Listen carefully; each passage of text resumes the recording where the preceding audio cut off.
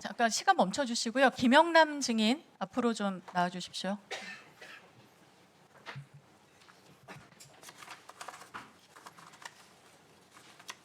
네, PPT 같이 보면서 말씀 나누겠습니다.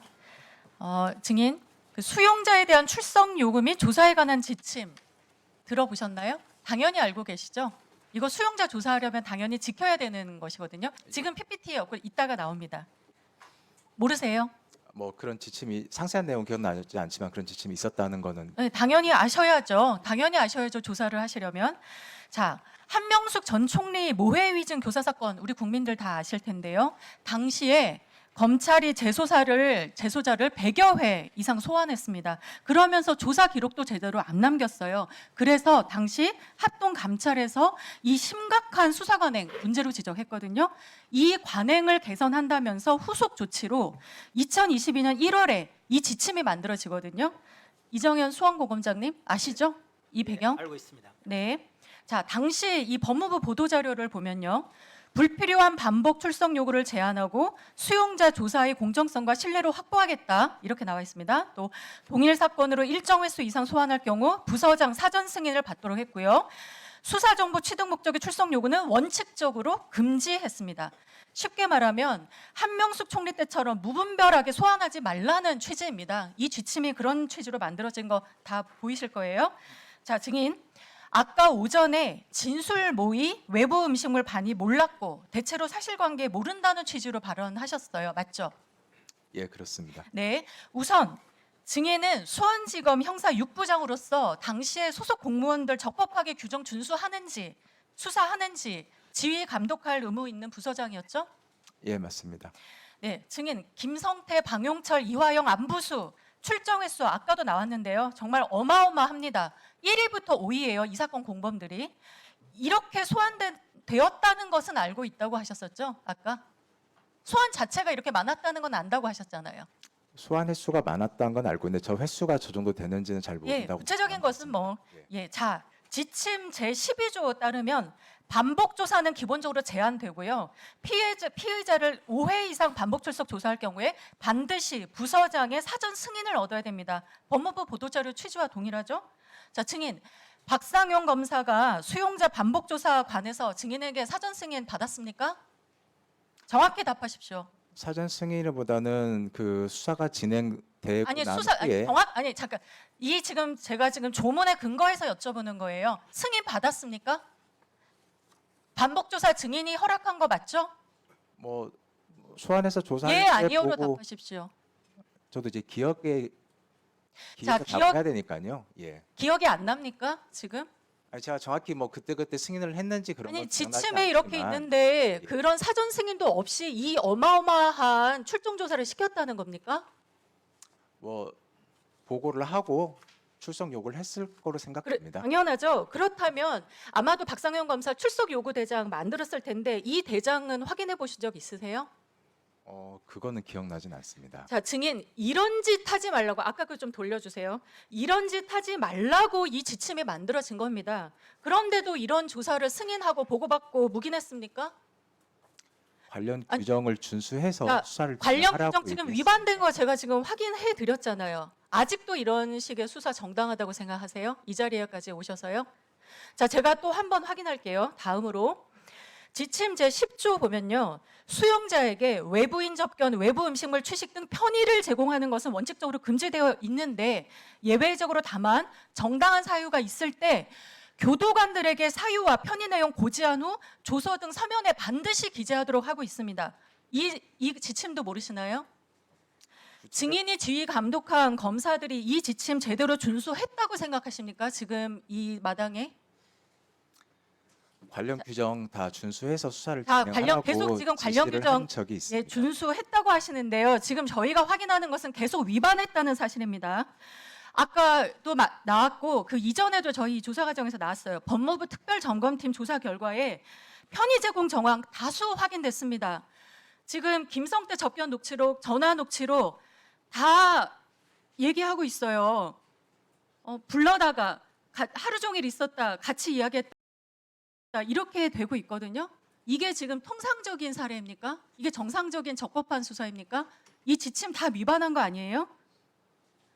그리고 이 지금 여기 녹취록에도 드러났지만 수사할 때 수사상 비밀 보호를 위해서 공범들 간의 분리 수사 조사하는 거 원칙이죠.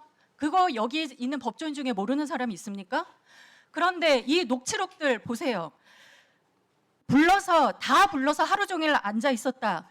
다 앉아서 이야기했어. 검사실에서 김성태도 만나고 다 만나고 직원들 다 불러가 이야기했어. 이렇게 공범들 간에 모여서 진술 맞추기 하는 거 이게 진짜 정상입니까? 지금 지침에서도 하지 말라고 하고 있잖아요. 그런데 어떻게 이걸 버젓이 계속합니까? 계속 이게 적법하다고 말씀하십니까? 이해가 되지 않고요. 잠깐 멈춰주시고요. 전진걸, 김동교, 황성준 증인 우리 교도관 분들 잠깐 좀 나와주실 수 있을까요? 반대쪽에 서주실까요? 제가 보이진 않지만. 예.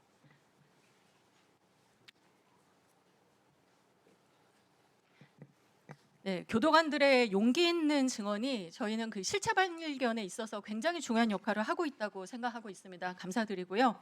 자, 증인들 지난 4월 3일에 국정조사 나와서 당시 수용자들이 모여 있었고 외부 음식 취식했고 편의 제공 사실 있었다, 목격했다 이렇게 진술한 거 맞죠? 짧게 한 마디씩 해주시죠. 예, 맞습니다. 네, 예, 맞습니다. 네. 예, 맞습니다. 자, 증인들 그 당시에 아까 봤던 그 지침 10조에 따라서 이 편의 제공 그리고 타인 접촉 공범들이죠. 타인 접촉 구체적인 내용과 사유에 대해서 박상현 검사나 뭐 윗선 검사들한테 사전에 고지 받은 적 있습니까? 없습니까? 짧게 답해 주십시오, 각자.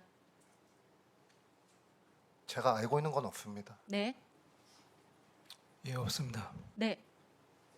따로 고지받지 못했습니다. 네, 그래서 사전 협의 안 한 것 때문에 항의도 하고 그랬다면서요.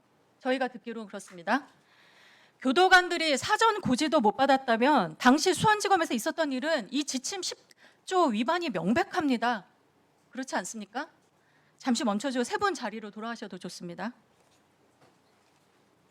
자, 규정 위반 또 볼게요.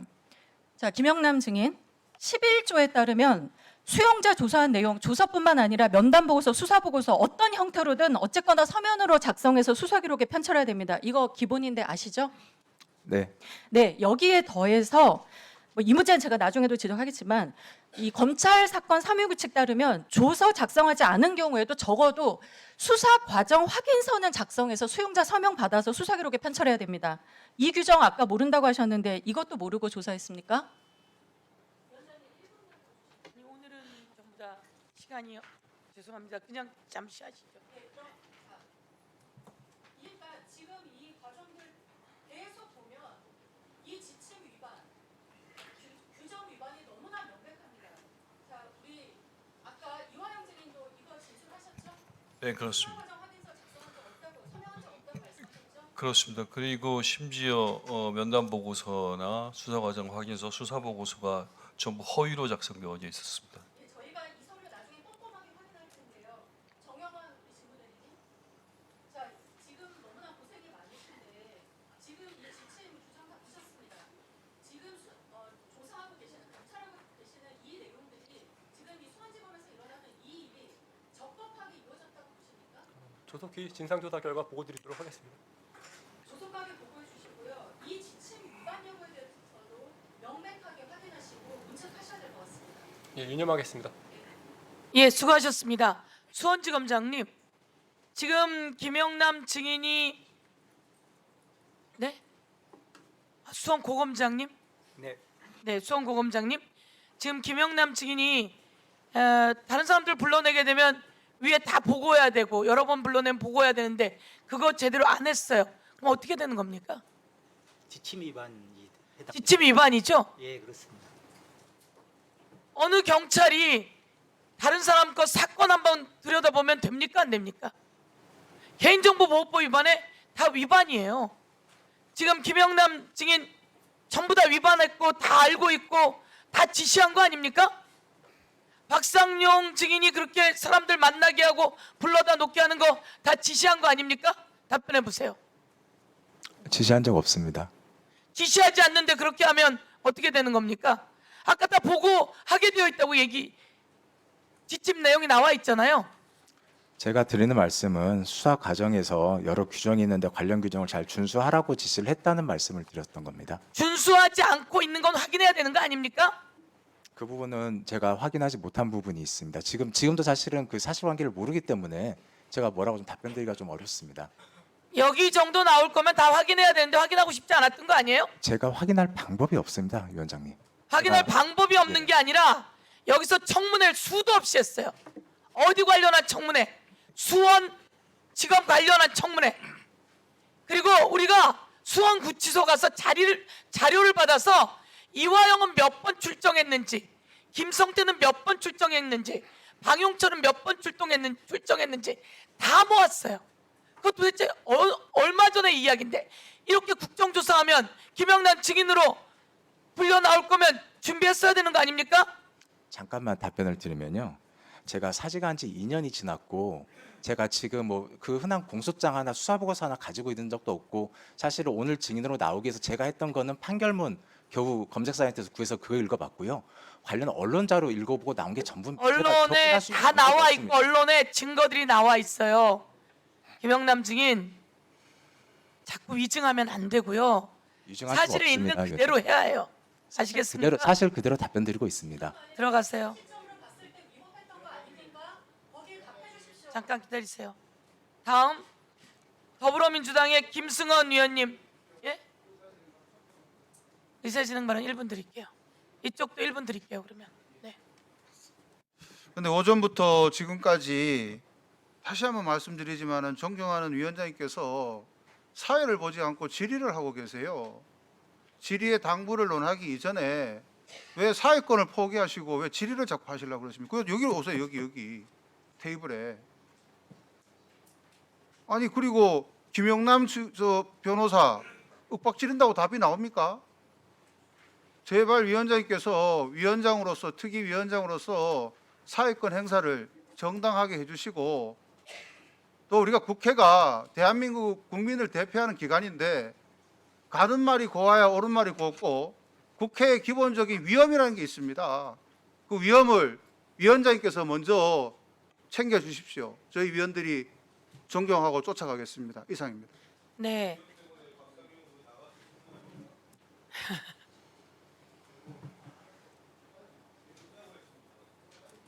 기가 막힌 답변입니다. 그 위험한 지키느라고 박상용 증인 선서 거부하고 있는데 쫓아나갑니까? 간사께서 그걸 쫓아나갑니까? 그리고 중요한 건 오늘은 정치 검찰들이 무슨 일을 했는지 진상을 규명하는 날이에요. 이것을 가장 오랜 동안 진상을 규명해온 사람이 저예요. 그리고 이 진행은 내가 합니다.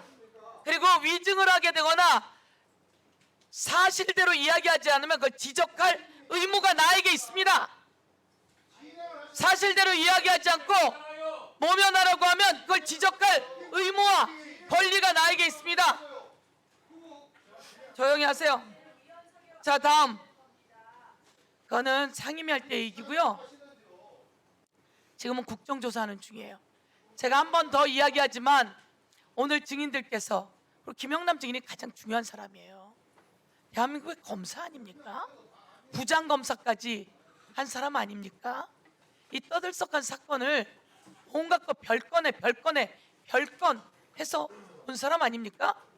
자기 방 호수도 모르겠다고 하면 되겠습니까? 그리고 이렇게 수도 없이 출정을 했는데 그거 모른다고 하면 되겠냐고요. 다시 한번 진실을 규명하는 자리이니까 다시 지적합니다. 예, 들어가세요. 다음 더불어민주당의 김승원 의원님 질의해 주십시오. 1분. 예, 의사진행 발언. 예, 의사진행 발언 누가 하시겠습니까? 그러면 아까 이주희 의원님이 1분 하시죠. 예. 저는 지금 어차피 의사진행 발언이니까 제 질의에 대해서는 이후에 좀 보충을 하기로 하고요. 존경하는 우리 그 김영동 간사께서 방금 그 위원장께 위엄을 갖추셔라 이 회의 진행을 정상적으로 진행하자 이런 이야기를 하시는데 저는 정말로 너무나 간사님께서 그런 말씀을 하시는 게 안타깝습니다. 아까 지금 여기 자리에 안 계시는데요. 송석준 의원님 우리 민주당 초선 의원들에게 뭐라고 한 줄 아십니까? 삼선이 초선에게 가르친다고 하셨습니다. 제가 아까는 진행 때문에 그 고성의 와중에 이 문제를 그냥 넘어갔는데요. 굳이 위험을 따지려면, 굳이 의사진행 방해를 따지려면 이런 것부터 지적을 하셔야 되는 거 아닙니까? 위원장은 의사를 정리하고 진행 상황을 매끄럽게 할 당연히 의무가 있는 것입니다. 지금까지 진행한 것 중에 그것에 위반되는 게 있습니까? 위원장님이 욕설을 했습니까? 고성을 질렀습니까? 진행에 협조해 주시기 바랍니다. 예, 수고하셨습니다. 다음은 더불어민주당의 김승원 의원님 질의해 주십시오. 예, 시간 잠깐 멈춰주시고 조성우 참고인이신가요? 잠깐 발언대로 와주시겠습니까? 그리고 이찬진 금융감독 원장님께 질의 드릴 테니까 같이 함께 봐주시면 좋을 것 같습니다. 자료화면 띄워주시겠습니까? 쌍방울그룹 나노스라고 하는 회사인데요. 여기 보시면 이게 주가 조작 전형적인 그래프로 보여집니다. 도이치모터스 주가 조작 그래프랑 거의 일치하지 않습니까? 모양이. 최저일 때가 4,990원이었고요. 그다음에 거의 한 달 만에 9,153원, 83%가 상승이 됩니다. 이게 이제 쌍방울 그룹 나노스인데요. 다음 화면이요. 요때 쌍방울이 대북 전문가, 통일부 차관, 그다음에 전 국회 대변인 사회이사를 선임을 하고 이걸 또 호재로 언론에 보도를 합니다. 동시에 2019년 1월 8일에 안부수라는 사람을 나노스 사내이사로 영입을 합니다. 그 전화면 다시 보여주시겠어요? 그때가 바로 요 9,000원대 최고점 오를 때 쌍방울이 이제 이런 얘기를 하죠. 근데 지금 이게 쟁점이 쌍방울의 어떤 대북 사업과 관련된 주가 조작으로 보낸 돈이냐, 혹은 이재명 당시 경기도지사의 방북 비용을 쌍방울이 대신 내준 것이냐, 이게 쟁점인데요. 다음 자료 보시면 쌍방울의 내부 문서들이 줄줄이 나옵니다. 첫 번째가 이제 2019년도에 작성했을 것으로 보이는 합의서라는 개요인데요. 2019년 1월 17일에 북한의 아태 평화위원회와 계약을 체결하고 계약금을 500만 달러를 보내준다고 했습니다. 분명히 쌍방울이 남북 협력 사업, 남북 사업에 계약금으로 500만 달러를 지급하는 거고, 그다음에 전체적으로는 사업 개시일에 1억 달러를 지급하는 것으로 되어 있습니다. 다음 화면이요. 쌍방울의 두 번째 내부 문서인데요. 쌍방울의 김성태 회장과 북측의 민족경제협력 연합회 대표가 서로 이렇게 하자라고 합의서 도장을 찍은 겁니다. 분명한 처분 문서가 있지 않습니까? 남북 사업의 대가로 그 아까 말한 협약서의 이행 과정으로 만든 서류고요. 다음이요. 2019년 7월 1일 쌍방울 문건 중에 이런 게 나옵니다. 최우선적으로 회장님의 방북을 추진할 것. 이재명 경기도지사는 한마디도 없습니다. 김성태가 북한 가려고 이 돈 쓴 겁니다. 500만 달러 계약금 쓴 거고요. 이런 분명한 자료들이 있습니다. 다음이요. 국정원 문건. 국정원도 이 사실을 파악하고 있었습니다. 이미 많은 의원님들께서 질의를 하셨는데 이 협조자 아마 안부수로 추정이 되는데요. 이 사람이 주가 조작 실행 가능성과 이에 따른 국정원 연루설 가능성이 제기되었기 때문에 이 협조자로서의 지위를 박탈하자, 그런 내용이고, 여기도 나옵니다. 안부수가 1월 24일 쌍방울 계열사 나노스의 이사로 취임했고, 나노스 주가는 대북 사업 기대감이 반영되어서 1월 초 5,000원에서 1월 24일 9,000원으로 수직 상승했다. 국정원에서도 정말 정확하게 파악을 하고 있습니다. 다음 자료 화면도 국정원 문건인데요. 똑같은 내용을 자세하게 하고 있습니다. 진술 조서도 있습니다. 2022년 12월 9일 검찰에서 엄영수 쌍방울의 비서실장입니다. 불러서 신문을 수사를 했는데요. 이렇습니다. 쌍방울 그룹에서 합의서 체결한 후 IR 자료를 만들었나요? 엄영수의 답변입니다. 내 주가 부양을 위한 IR 자료를 만들려고 2019년 5월 10일 합의서와 2019년 7월 24일 국제대회 당시 전문 촬영기사 데리고 왔고, 당시 촬영한 영상으로 IR 자료를 만들어서 주가를 부양하려고 했습니다. 쌍방울 비서실장 김성태를 측근해서 모시던 사람이 이런 답변을 합니다. 그다음에 엄영수의 검찰 신문조서에 또 이런 것이 나옵니다. 빨간 줄만 말씀드리겠습니다. 그때 김성태 회장이 북한하고 합의한 것을 가지고 IR을 하면서 PR을 많이 하고 다녔습니다. 그래서 나눠서 주가도 움직였고요. 그리고 그때 북한 측과 금액에 대해 합의를 한 것은 아닐까 생각합니다. 그게 500만 달러와 사업 개시가 되면 1억 달러 준다는 내용입니다. 다음이요. 그런데 검찰 공소장에서 이 김성태 공소장에서 주가 조작이 사라집니다. 기소를 안 합니다. 다음이요. 이것은 쌍방울이 그 계열사의 검사 출신 이사들을 정말 줄줄이 배치를 했습니다. 쌍방울은 마음 먹고 주가 조작을 할 의도가 있었고 예컨대 500억 벌고 변호사 비용으로 50억 쓰고 집행유예 받으면 남는 장사다 이렇게 생각을 한 것 같습니다. 여기에는 그 유명한 압수수색 정보를 미리 받았다고 하는 이남석 검사도 있었고요. 양재식 검사 떠오르시죠? 누군지. 다 이런 사람들이 쌍방울의 호위무사가 되어 김성태를 지키고 있었던 것입니다. 다음이요. 우연일까요? 이화영 피고인에 대한 재판이 선고가 되면 하나씩 쌍방울 김성태의 혐의를 벗겨주거나 조사를 멈춥니다. 예컨대 이화영 2024년 6월 7일 1심 선고가 나자 2024년 7월 한 달 후에 115억대 김성태 관련 KH 주가 조작 조사가 중지됩니다. 선물을 하나 준 거죠. 김성태에게.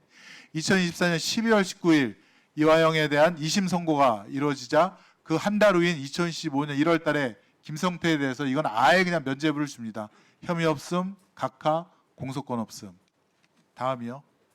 그런데 수원지검은 2022년 10월 달에 이미 자체 내부 보고서에서 제목을 보시죠. 수사보고 쌍방울 그룹의 대북 사업의 목적, 나노스 주가 부양을 통한 시세 차익이라고 분명히 나옵니다.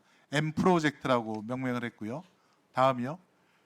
김성태의 혐의를 수원지검은 알고 있었습니다. 검찰에서 2022년 11월 달에 금감원에 보낸 공문에 보면 피의자 김성태 등이 부정거래 행위, 시세 조정 등에 의한 이런 법률 위반 혐의가 있다. 그래서 금감원에서 나머지 이런 걸 조사해 달라고 공문을 보냅니다. 다음이요. 답변, 금감원에서 온 답변은 대검 반부패 비서관을 통해서 대검도 공유를 합니다. 그때 반부패 부장이 아마 신봉수 2022년 6월 윤석열 정권 출범하자마자 발령받은 신봉수 반부패 부장이고 그 다음에 2023년 9월 요 쌍방울에 대한 금감원의 답변이 올 즈음에 신봉수는 수원지검장으로 내려옵니다. 그래서 쌍방울 요 사건에 대한 수사를 진두지휘합니다. 그리고 그 후임으로 양석조 대표적인 춘영 검사가 오고요. 다음이요. 대표적인 수원지검의 김성태 혐의 문기인데요. 이게 지금 금감원에서 2023년 8월 달에 이 시세 조정 혐의가 분명히 있다라고 답변을 보냈는데 수원지검에서 1년 5개월 동안 이거를 뭉갭니다. 아까도 말씀드렸듯이 이화영 재판 선고가 날 때마다 하나씩 풀어드리고요. 질문이다. 이런 거 지금 증인께서는 직접 조사를 한 것으로 알고 있는데 수원지검에서 금감원에 쌍방울의 주가 조작 시세 조정 혐의에 대해서 조사하라고 보내지 않았습니까? 그거에 대해서 어떤 조사를 했고 그다음에 어떤 자료를 보충해서 수원지검으로 다시 보냈는지 말씀해 주시고요. 그다음에 금감원장께서는 지금 이런 부분들을 금감원에서 저희가 이만큼 자료를 보냈습니다. 그 자료에 대해서 내부적인 어떤 회의 같은 거라든가 이것이 분명한 금감원의 당시 자료였는지에 대해서 말씀해 주시면 증인께서 먼저. 네, 금융감독원 하노이 사무소장 조성우입니다. 말씀하신 당시에 기획조사국 시장정보분석팀장 겸 시장정보조사팀장을 담당하고 있었고요. 그 당시 22년 11월에 수원지검에서 불공정 거래 관련된 금감원 협조가 필요하다라고 해서 저희 부서의 총괄팀장이 수원지검을 방문하기로 했는데 저도 이제 같이 방문하자고 해서 같이 총괄팀장하고 저 두 명이 방문을 했었고요. 그때 방문을 해가지고 수원지검에서 이제 파악하고 계시는 내용을 저희한테 좀 보여주시고 설명해 주시면서 이 부분에 대한 금감원의 어떤 불공정 거래 조사나 이런 부분을 해주면 좋겠다 이제 요청을 하셨습니다. 근데 저희가 그때 내용을 봤을 때는 이제 상당히 방대한 좀 내용이 있었어 가지고 저희는 그 검찰에서 파악하고 계신 불공정 거래 혐의에 한해서 저희는 조사할 수 있고 그 외에 관련된 자본시장법상의 위반 사항이 더 추가적으로 있는지를 조금 더 보충적으로 조사해서 빨리 피드백을 해드리겠다라고 해서 이제 12월 부터 조사에 착수를 하게 됐었고요. 그래서 그때 당시에 이제 검찰에서 보내주신 그 혐의들에 대해서 저희가 아무래도 공시 내용이라든지 그다음에 언론에 보도된 내용, 그다음에 일부 자금 추적 등을 통해서 자본시장법상의 어떤 위반 사항들을 구성할 수 있는 어떤 그런 논리들을 검찰에서 파악하고 계신 내용에서 보충적으로 작성을 해서 1월 말에 찾아뵙고 저희가 파악한 내용에 대해서 설명을 드렸었습니다.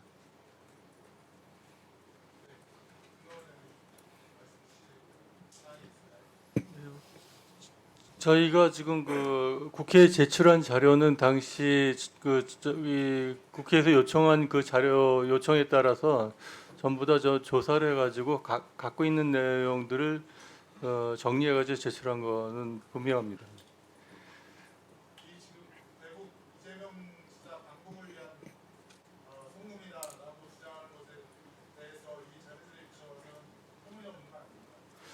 지금 저는 여튼 연관성은 잘 연결이 되는 것 같지는 않고요. 그러면 이제 기관으로서 입장에서 말씀드리긴 그렇습니다만 그 당시에서는 사실은 자본시장법 위반 관련된 혐의에 관해서 조사를 요청을 한 부분에 대해서 금감원은 자본시장법 위반 불공정 거래 기준으로 해서 그 부분을 조사한 건 분명히 있고 그 부분에 관한 자료를 가져가지 않은 것은 분명한 사실입니다. 네, 수고하셨습니다. 예, 들어가십시오. 다음은 국민의힘의 윤상현 의원님 질의해 주십시오. 우리 방용철, 김영남 증인 나오실래요? 양쪽 스탑.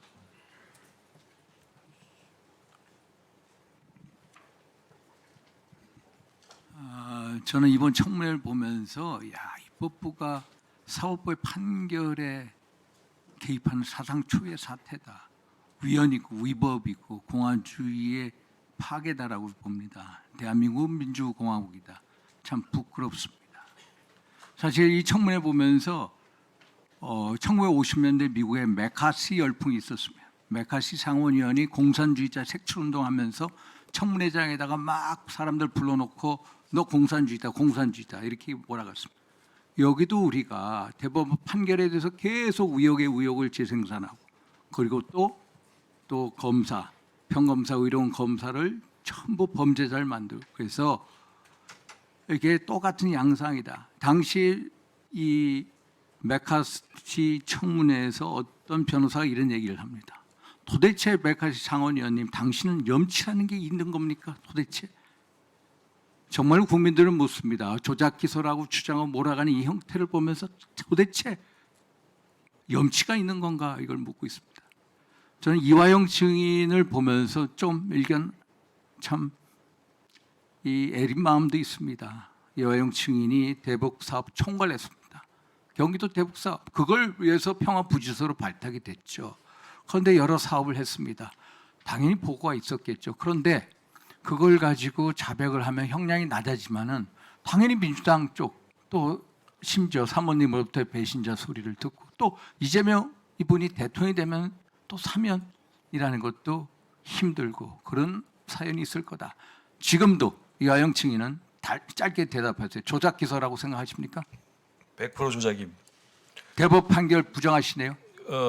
제가 의원님께 빨리 제가 짧게 말씀드릴게요. 재심을 한다 그러면 재심은 그 시기에 우리가 그 법원 판결이 있은 이후에 사실관계가 달리 나타나면 재심할 수 있는 거 아니겠습니까? 그러니까 지금 의원님께서는 조작 판결이 제가 제가요 하나님의 심판처럼 말씀하시죠. 제가 말씀을 드릴게요. 그러면은 유죄 확정이 됐고 주변의 공범들 진술 전부 신빙성을 대법원이 다 유죄로 확정했습니다. 그리고 이 재판부에서는 계속해서 2019년도에 우리 지사님 밑에서 일하는 우리 증인께서 반복적인 방북 신청을 얘기합니다. 계속 북한 아태에 보내죠. 그리고 그거에 대해서 어떠한 사업 목적의 구체성까지 다 인정을 했거든요. 그게 별 의미 없는 행정이라고 생각하십니까? 방북 신청한 거 한 적 없습니다. 다 나와 있는데. 잘못 알고 있으니까. 아니 예를 들어서 대북 사업을 다 총괄하셔서 나가지 않은 2019년 5월, 6월, 9월, 11월 전부 아태이로 보고가 가지 않습니까? 아니 그리고 최백은 TV에서도 우리 지사 이재명 지사께서도 다른 업체를 통해서 했다라고 나오지 않습니까? 잘못 알고 계신 겁니다. 네, 그리고 이 연어 소위 말해서 2019년 5월 17일 연어 파티 진실입니까?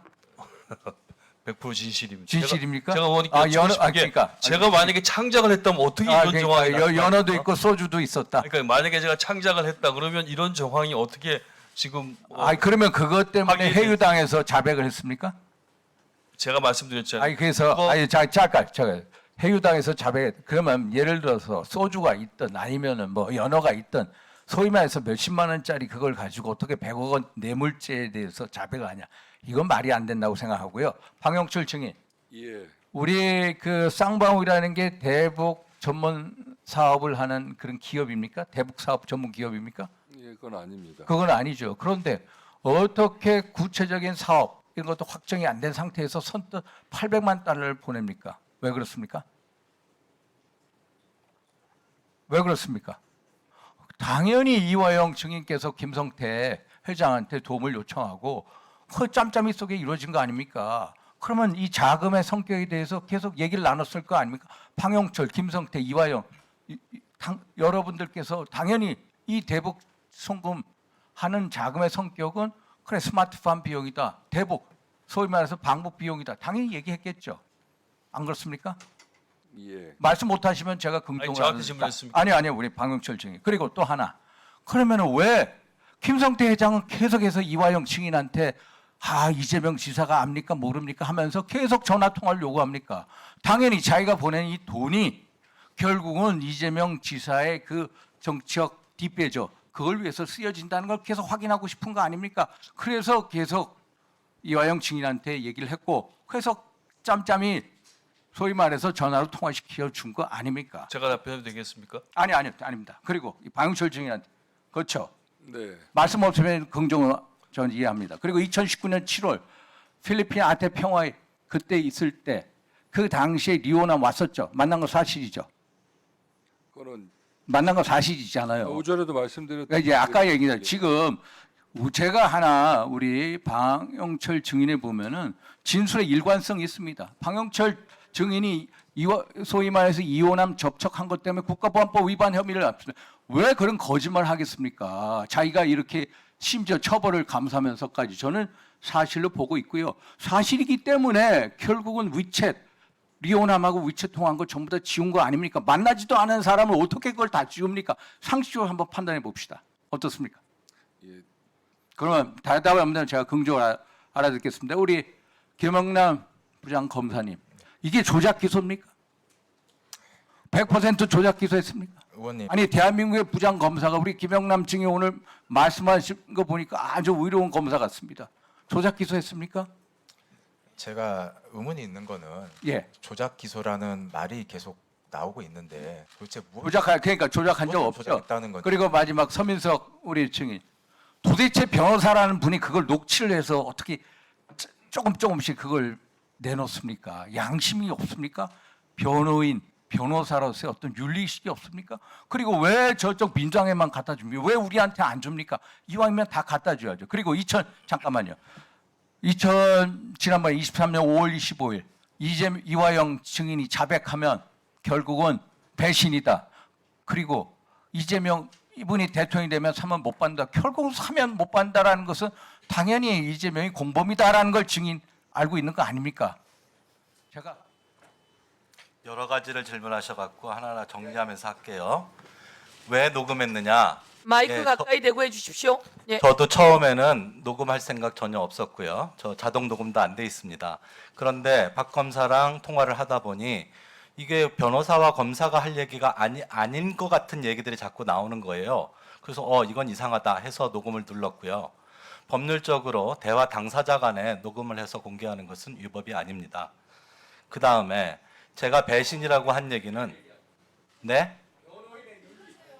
자, 변호인의 윤리는 자기 의뢰인에게 해가 되는 행위를 해서 공개하는 것을 윤리가 맡고 있는 건데 저는 의뢰인인 이화영 부지사나 그 가족들이 이런 것들을 공개하기를 간절히 바라는 상태에서 했습니다.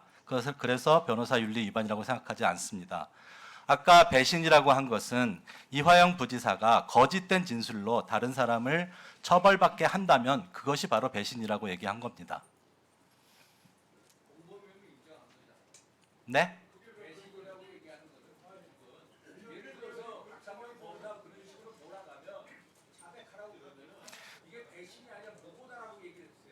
의원님께서는 그 녹음 파일을 다 들어보셨나요? 다 들어보시고 말씀하시죠. 저희가 거의 다 공개됐고요. 저는 이미 검찰청에 제가 일부 공개한 것들을 다 냈어요. 처음부터 끝까지. 그리고 국정조사 특위위원회에게도 다 드렸습니다. 네. 서민석 변호사님, 박상용 검사가 먼저 전화했습니까? 서민석 변호사께서 먼저 전화했습니까? 저랑 여러 번 통화를 했을 텐데요. 제가 먼저 전화가 온 것은 딱 한 번일 거고, 주로 박상영 검사가 전화를 했고, 제가 못 받았을 경우에 콜백한 경우는 있었습니다. 제가 공개한 그 통화는 둘 다 박상영 검사가 먼저 했을 겁니다. 박상용 검사가 제가 답답해서 전화합니다. 이렇게 해서 전화한 녹음이 되어 있습니다. 네, 두 맞습니다. 번째, 이렇게 말씀이 나왔으니까 김영남 부장검사가 전화한 적 있습니까? 김영남 부장검사 서민석 변호사에게 전화한 적 있습니까? 예, 그렇습니다. 서민석 변호사에게 부장검사가 전화하면 됩니까? 경위를 말씀드려도 되겠습니까? 전화하면 됩니까? 안 됩니까? 경우에 따라 다를 수 있다고 생각합니다. 자, 우리 수원 고검장님, 네. 부장검사가 이화영 변호사에게 전화하면 됩니까? 안 됩니까? 변호사 그만뒀었을 땐가요? 전화하면 됩니까? 안 됩니까? 뭐 상황에 따라 다르긴 하겠지만 적절해 보이지는 않는 것 같습니다. 적절하지 않죠? 네, 그렇습니다. 부적절하죠? 아주 이례적인 상황이죠? 네, 그렇지 않습니까? 예, 김영남 증인 이야기해 보세요. 왜 전화했습니까? 당시 이화영 전 부지사는 본인이 조사를 받을 때 서민석 변호사 참여가 있어야 된다고 계속 주장을 했었고, 서민석 변호사는 어떤 이유에서인지 조사 참여를 굉장히 소극적이었습니다. 저희 수사하는 입장에서는 그러면은 변호인 없이 조사를 진행하던가 아니면 변호사가 참여하는가를 계속 기다려야만 하는 그런 상황이었고, 계속 기다릴 수가 없었기 때문에 조사 본인 서민석 변호사 입장은 여러 입장이 있을 수 있지만 그래서 좀 조사에 참여해달라는 취지로 전화를 했던 것으로 이렇게 기억하고 있습니다. 선택적 기억을 아주 잘하네요. 선택적 기억 아닙니다. 아까까지는 전혀 기억도 못하고 2년 전 거를 어떻게 기억하냐고 했어요. 그렇죠? 이 위원장님. 사건은 이화영 증인 이 사건은 몇 년 전 겁니까? 한참 전 거를 가져다가 이렇게 하면서 자신들은 수사하고 싶은 대로 수사하고, 그리고 자신은 2년 전 걸 어떻게 기억하냐고 하고, 지금 왜 전화했냐고 했더니 전화한 이유를 구구절절히 이야기했어요. 그런데 박상영 검사로부터 진행되는 것들은 보고를 제대로 받아본 적이 없다고 했어요. 그래서 앞뒤가 안 맞는 거라는 말씀을 저 드리고요. 위원장님, 제가 네. 지금 김영남 증인의 진술에 대해서 짧게 제 소견을 좀 말씀드려도 되겠습니까? 네. 지금 김영남 증인께서 서민석 변호사님께 전화한 게 서민석 변호사님이 검찰에 출석해서 제 조사에 배석하는 것을 권유하기 위해서 했다고 한 진술을 했는데 그건 전혀 사실이 아닙니다. 서민석 변호사님은 애초에 제가 검찰에 조사받을 때 한 번도 제가 조사받을 때 진술에 참여하신 적이 없습니다. 그리고 저하고 변호사 선임할 때의 계약 조건이 그러했습니다. 법정에서 재판만 관여하신다 그랬지 검찰 조사 관계는 참여하시지 않겠다라고 약속을 하고 그렇게 진행이 됐었습니다. 그래서 김영남 지금 증인이 이렇게 얘기하는 거에서 저는 도저히 납득이 되지 않았습니다. 수사받을 때 이화영 증인이 변호사가 필요하다라고 해서 전화했다고 이야기한 거죠? 지금 김영남 증인이? 그렇습니다. 그런데 지금 이화영 증인은 수사받을 때 필요하다고 해서 변호사를 선임한 게 아니라 법정에서 함께 해주셨으면 좋겠다 이런 취지였다는 거죠? 그렇습니다. 그럼 서민석 증인은 검사에게 우리 이화영 증인이 수사받을 때 같이 있었습니까? 저는 수사 입회를 한 적은 없습니다. 이게 뭡니까 그러면? 수사 입회를 한 적이 없다는 거 아닙니까? 그런데 지금 수사할 때 이화영 증인이 변호사가 필요하다고 해서 지금 김영남 부장검사까지 동원돼서 전화했다는 거 아닙니까? 근데 지금 수사할 때 입회한 적이 없다고 하지 않습니까? 그 전에 설주한 변호사가 계셨고 설주한 변호사 사임한 다음에 한동안 서민석 변호사님이 수사 참여하신 걸로 저는 기억을 하고 있고 서민석 변호사님이든 아니면 서민석 변호사님 그 같이 근무하던 어서 변호사님이든 그 엄청난 참여했던 게 것으로 나왔죠, 기억하고 지금? 있습니다.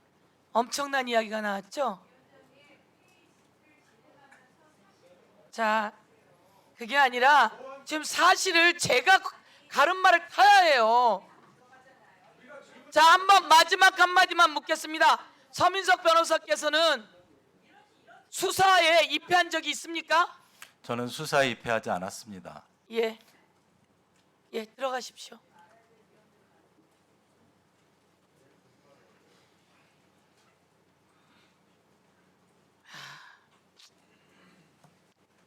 예, 다음입니다.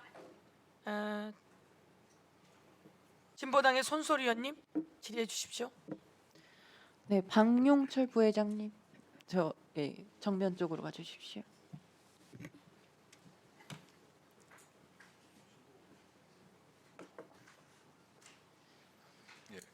네, 앞에서 많이 불리셨는데 세워두고 말씀할 기회를 많이 못 주신 것 같아요, 우리 의원님들이. 예. 제가 시간을 좀 드리려고 합니다. 김성태 회장님께서 예. 노무현 대통령을 무척 좋아했고 노 네. 대통령을 죽음으로 몰고 간 검찰에 대해서도 나쁘게 생각하고 있었다는 이야기를 들었습니다. 맞습니까? 예. 그 좀 제가 이제 이 청문회라는 거를 TV에서만 가끔 보고 또 이제 사람이 자기 사건을 이렇게 관심 있게 보는 분도 있지만 제가 좀 정신병 치료를 좀 받고 암이 걸리다 보니까 스트레스를 쌓이기 싫어갖고 좀 이걸 잘 안 보는 편인데 오늘 좀 느끼다 보니까 대답만 해야 되는 자리인지 아니면은 생각도 얘기를 해야 되는 자리인지가 좀 모르고 그랬는데 이제 의원님께서 이제 기회를 주셔서 좀 한 말씀만 좀 네, 드리자면 말씀하십시오. 방금 같은 상황에서도 뭐 그때 당시 우리 수사 검사님도 있었고 저랑 같이 피의자 신문으로 같이 조사받았던 변호인분도 계시고 이제 의원님께서도 이제 질문을 하시는 과정에 PPT 자료 내용을 제가 뭐 자본시장법으로 기소가 된 적이 없어서 내용 자체는 잘 이해를 못하나 그 말씀 중에 좀 이제 우리를 좀 약간 봐주기 수사를 하신다는 어양이나 이제 뉘앙스가 있는데 저희 회사가 그 나노스라고 좀 계속 문제가 되고 있는 회사가 제일 먼저 거래 정지를 당하고 상장 폐지를 당했습니다. 그리고 상장 폐지를 당하는 시점에 최고의 영업이익을 또 냈고 베트남 어쩌고 저쩌고 기사에서 한번 봤는데 그게 나노스를 현지화 생산을 하기 위해서 투자금을 보낸 것도 이상하게 변질이 좀 돼 있고 그렇다고 의원님께서 저희를 나쁘게 얘기하신다는 건 아닌데 김성태 회장 같은 경우에도 지금 자기 집 하나도 없고 모든 게 좀 압류당하고 회사는 다 상폐당하고 지금 자기도 좀 제정신으로 사는 게 아니라 거의 지금 매일 술로 살고 있는 걸로 좀 알고 있고 저도 또 몸이 굉장히 안 좋은 데서 살고 있는데 좀 조사를 받는 과정에서 지금 저희가 그 자본시장팀을 조사하는 15층과 13층을 저희들끼리 나름대로 좀 분리를 해서 얘기하는데 여기 뭐 김태현 이사도 제가 남의 얘기를 대신할 건 아니지만 15층에서 자본시장법 조사를 받을 때 어마어마한 프레시아도 받았고 진짜 13층에서 이화영 증인께서 좀 약간 협조가 되고 좀 온도가 좋으면 15층이 분위기가 좋고 그건 저희들이 이제 조사가 다 끝나고 나와서 얘기했는데 그 정도로 저희들도 강한 조사를 받았지만 혐의가 없었기 때문에 혐의가 없다고 저희는 생각되는 부분들인데 그게 요즘 와서는 계속 문제가 되고 자꾸만 이제 문제를 일으키시는데 제가 그 내용을 전문적으로 조금 이제 마무리 좀 해주시면 예, 죄송합니다. 그걸 이해를 못해서 말씀을 좀 못 드리는데 너무 좀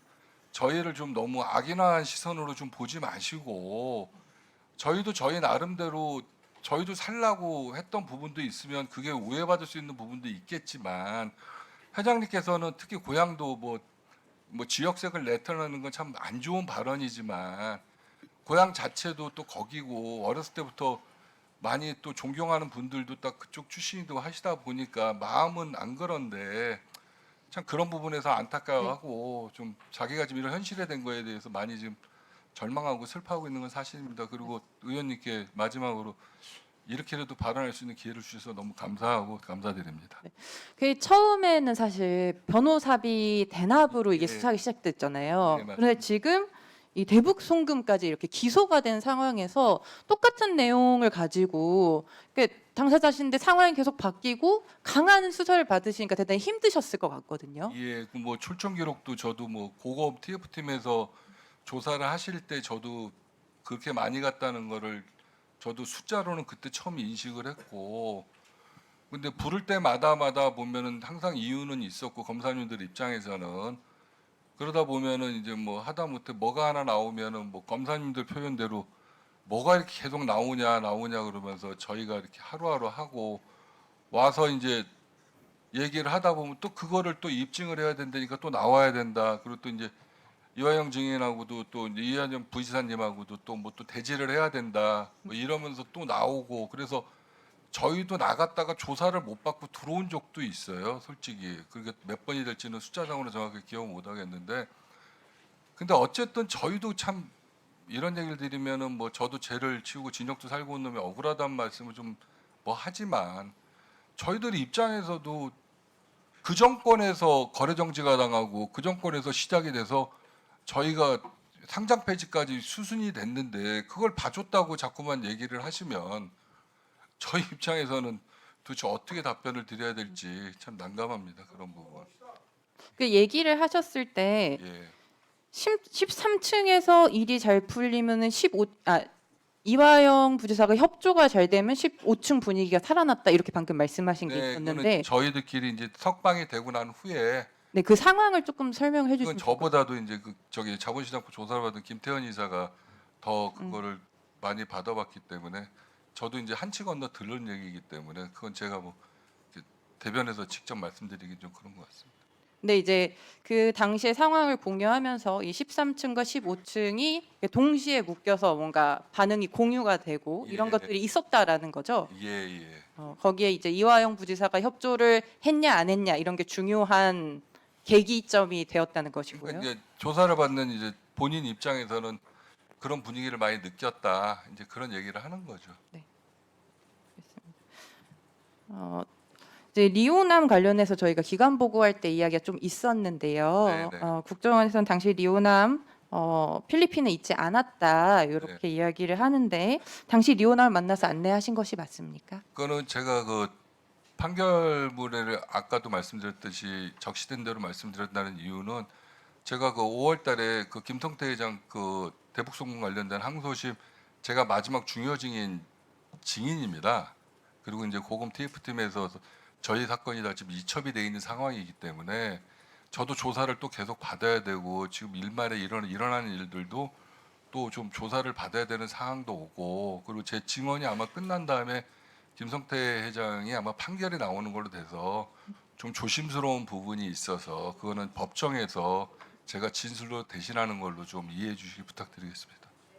수고하셨습니다. 박영철 증인, 예. 필리핀에 리오남 왔어요, 안 왔어요?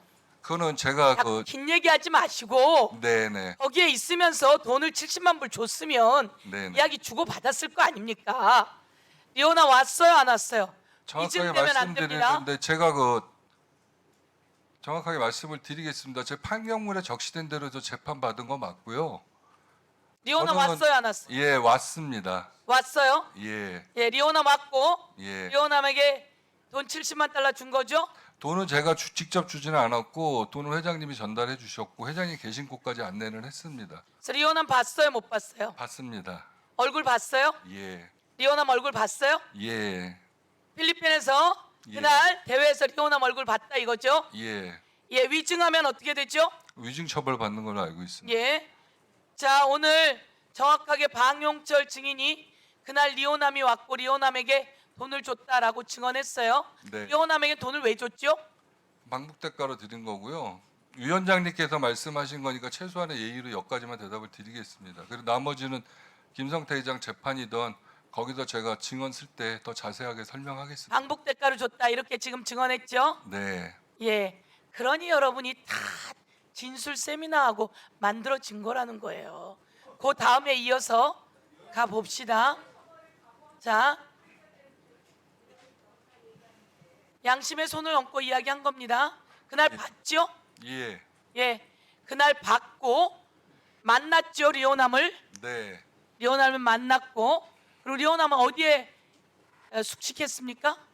그거는 이제 증언 서서 제가 자세히 말씀드리겠습니다. 이 정도 말씀드리면 다 틀린 리오남은 걸로 알고 어느 숙소에 묵었습니까?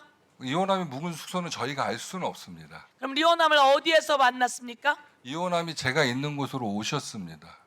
리오남 그 있었던 곳은 어디예요? 기록 계신 잘 곳은 하세요? 제가 모릅니다. 항상 중구에서 뵀을 때도 아니 방영철 증인이 있는 곳으로 왔다면서 리오남이. 예. 질문이 그분이 계신 곳이 어디냐고 여쭤보셔갖고요. 그랬는데 어떻게 만났냐고 했더니 그 사람이 방영철 증인이 있는 곳으로 예, 왔다면서요. 오카다 호텔 후문 쪽으로 왔습니다. 어디요? 오카다 호텔 후문 쪽으로 오셨. 그래서 후문에서 길에서 주었습니까? 후문 입구에서 만났습니다. 입구에서 만나서 후문 입구에서 줬습니까? 아닙니다. 제가 회장님이 계신 방까지 저는 안내를 했고요. 저는 그 회장님 대신해서 저희 일행들과 행사에 참석했던 사람들 자리로 이동했습니다. 그러면 리오남은 오카다 호텔 후문으로 왔고 거기서 만났고 그리고 회장이 있는 곳으로 안내했다 이런 것이고 예. 방영철 증인은 행사장에 갔다 이거죠? 예. 예, 그럼 그 시간이 몇 시입니까? 대충 초저녁 조금 지난 시간으로 기억하고 있습니다. 초저녁 조금 지난 시간. 예. 그럼 리오남을 만나고 난 다음에 김성태는 다시 행사장으로 내려왔습니까? 술이 많이 취해서 행사장 안 오시고 그냥 거기서 잠드셨습니다. 술이 그럼 초저녁 조금 지났는데 술이 많이 취했어요? 예, 행사하실 때도 뭐 와인 드시고 많이 했습니다. 그러니까 술이 많이 취한 상태에서 리오남을 데려다 줬고 그 방에서 리오남에게 돈을 줬다 이렇게 된 겁니까? 돈을 준비해 가셨기 때문에 아마 거기서 주신 걸로 알고 있습니다. 준비해 갔기 때문에 준 걸로 알고 있다. 예. 오늘 70만 달러를 준비해 갔고 네. 그것을 70만 달러 방영철 증이 가져다 준 모양이죠. 아닙니다. 저희 그 같이 그 방이 한 100평 정도 되는 큰 방이었고요. 거기서 여러 명이 자다가 같이 있었고 그 내막은 이제 회장님하고 저랑 둘만 알고 있죠. 그러면 리오남하고는 뭐 만났으니까 얼굴은 기억하고 있고 네. 예 사진도 갖고 있겠네요. 옛날에 그 찍은 사진 있었는데 그건 핸드폰 다 없어지면서 다 없어졌습니다. 그러면 리오남을 그 찍은 사진이든 갖고 있는 사진이 있으면 그걸 준비해 주세요. 네, 그거는 검찰에서 보관하고 있는 걸로 알고 있습니다. 검찰에서 보관하고 있습니까? 예. 네, 다 진실이죠? 예. 위증이면 위증의 처벌을 받는 거죠? 네. 네, 박상용 증인도 위증 법적 조치 당했다는 걸 알려드리면서 예 다음으로 가겠습니다. 들어가세요. 네. 다음은 국민의힘 이상휘 의원님 차례이나 아까 발언을 정지했습니다.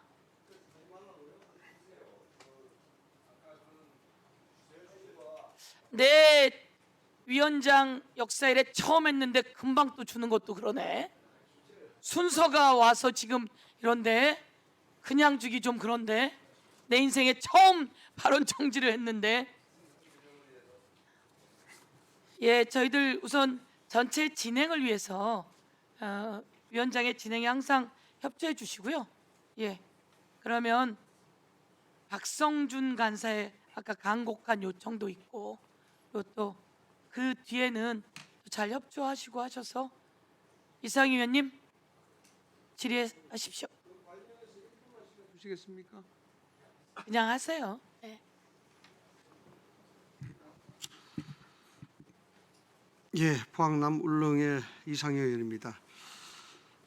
지금 굉장히 위험한 장면들을 지금 여러분 보시고 계신데 이게 지금 국회가 국정조사라는 이름으로 독립된 수사와 독립된 재판에 개입을 하고 또 사실상 이 사법부에 서겠다라는 그런 장면을 지금 목도하고 계십니다. 상당히 좀 위험한 장면이고 역사적인 장면이 아닐까 생각이 드는데 덧붙여서 오늘 자신의 의사들과 무관하게 채택되신 우리 정인분들에게 한 말씀만 드리고 넘어가도록 하겠습니다. 이번 국정조사의 성격은 저희들이 볼 때 너무나도 극명합니다. 기소 조작을 통해서 공소 취소로 가겠다는 그런 부분들이 너무나도 명확해 보입니다. 그래서 이런 의도와 성격이 너무 분명한 만큼 그럴수록 정은자로서의 책임과 양심 이것을 철저하게 좀 지켜주셨으면 하는 바람을 제가 말씀을 좀 드리고 싶습니다. 확실하지 않는 것, 확실하지 않는 것은 확실하지 않다. 모르는 것은 모른다. 아는 것은 안다. 라고 그렇게 말씀해 주시면 고맙겠습니다. 권력은 칼 끝에 묻은 꿀과 같다고 했습니다. 달디단 꿀이 그 칼 끝에 있다는 것은 누구나 다가 그 권력을 조심해야 된다. 그게 취해서 잘못된다 그러면 자신이 위해당한다는 사실 굉장히 중요합니다. 순간에 어떤 권력에 취해서 법과 양심을 버리는 일이 없도록 훗날 이 역사적인 장면에서 증언자분들께서 법과 양심에 의해서 양심에 따라서 증언했다는 부분들이 기억될 수 있도록 해주시면 고맙겠습니다. 예, 김정남 변호사님. 오늘 뭐 자주 증언대 쓰시는데 제가 이 사건이 굉장히 좀 복잡하게 이야기를 하고 있는데 사실상 단순한 것 같아요. 제가 하나 여쭙겠습니다. 이게 쌍방울이 자신의 회사를 발전시키기 위해서 경기도를 활용한 겁니까? 아니면 경기도가 방북이라든가 방북의 성과를 거두기 위해서 쌍방울을 활용한 겁니까? 제가 알기로는 사건의 시작은 이화영 부지사가 본인의 어떤 경기도 부지사로서의 일을 하다가 북한에 지키지 못할 약속을 해버렸습니다. 그러니까 그거를- 변호사님 말씀에 따르면은 예. 결국 경기도가 이재명 지사든 이화영 부지사든 어떻든 대북 사업의 성과를 내기 위해서 쌍방울을 활용한 거네요. 그런 측면이 있습니다. 예, 영상 하나 들어주시겠습니까? 그래서 지금 북한에서는 저희한테 경기도에만 요구하는 게 있습니다. 아 그래요? 그게 뭐예요? 보안사항입니다. 아 그래요? 근데 뭐 결국은 알려질 거예요. 근데 지금은 이제 이러면 안 되는 상황이어서 그렇고, 그럼 저희는 최대한 해서 지금 보내주려고. 그거를 꼭 하시길 바라요. 해야 돼요. 예. 그쪽에서 정말 먼저 손을 내밀었다는 얘기는 굉장히 저는 의미가 있다고 보고요. 그런 점에서 경기도가 돌파구를 좀 하는 기회를. 근데 요구 수준이 너무 높아서 딴 데 협력을 좀 받아서 안 그래요. 예, 저게 2020년 5월 22일 날에 발견된 유튜브입니다. 저기 뭐 다른 것은 필요 없습니다. 그게 경기도의 이재명 당시 지사가 했는 얘기 중에서 딴 데서 협력을 받아야 될 이유가 있다. 이 얘기거든요. 이것이 가장 핵심이다. 저는 그렇게 봅니다. 딴 데서 협력을 받아야 되는 게 어디겠습니까? 쌍방울로 이야기한 거겠죠. 그래서 방금 변호사님 말씀하신 것이 결국 거기서 승립할 수 있는 이론이다. 이렇게 저는 봅니다. 그래서 이 과정에서 이제 이화영 부지사가 역할을 했다는 것 아니겠습니까? 역할을 했고 우리 이화영 부지사는 실형을 받았죠. 1, 2, 3심에서. 제가 보니까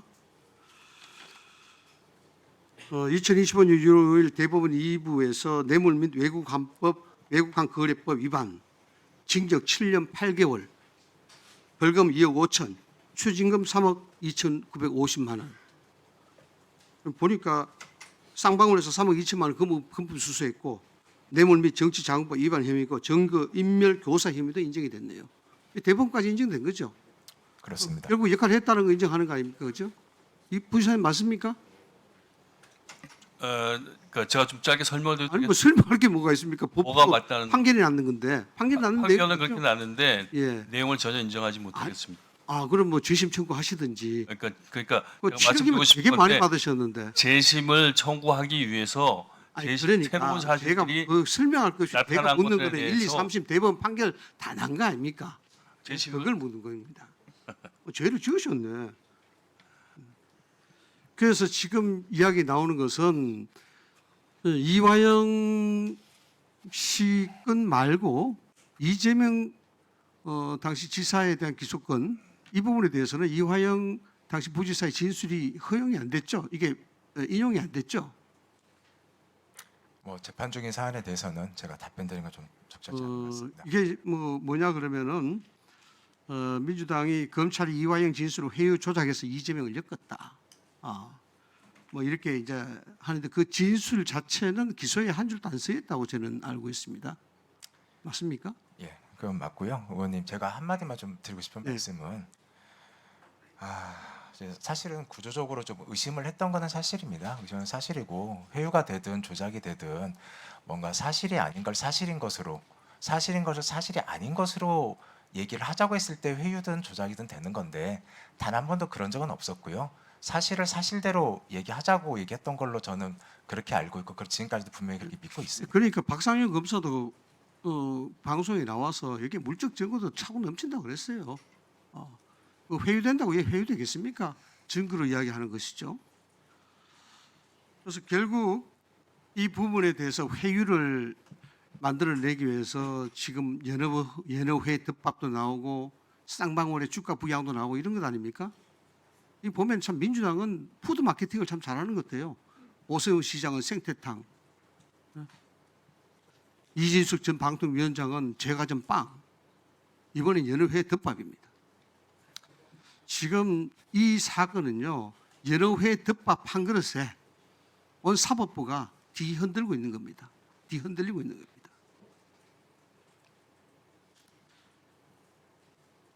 이 이화영 씨가 실제적으로 대북 사업과 관련해서 이재명 지사에게 보고하지 않았다. 이게 핵심이죠. 지금 이야기하는 게. 저한테 질문하신 겁니까? 아니요. 우리 김영남 변호사. 예, 그 부분에 대해서 저희가 수사를 진행을 했고 좀 의혹을 가졌던 건 사실입니다. 그런데 지금 이제 주장하는 게 그 회유에 의해서 그 얘기가 나왔다고요. 예, 수고하셨습니다.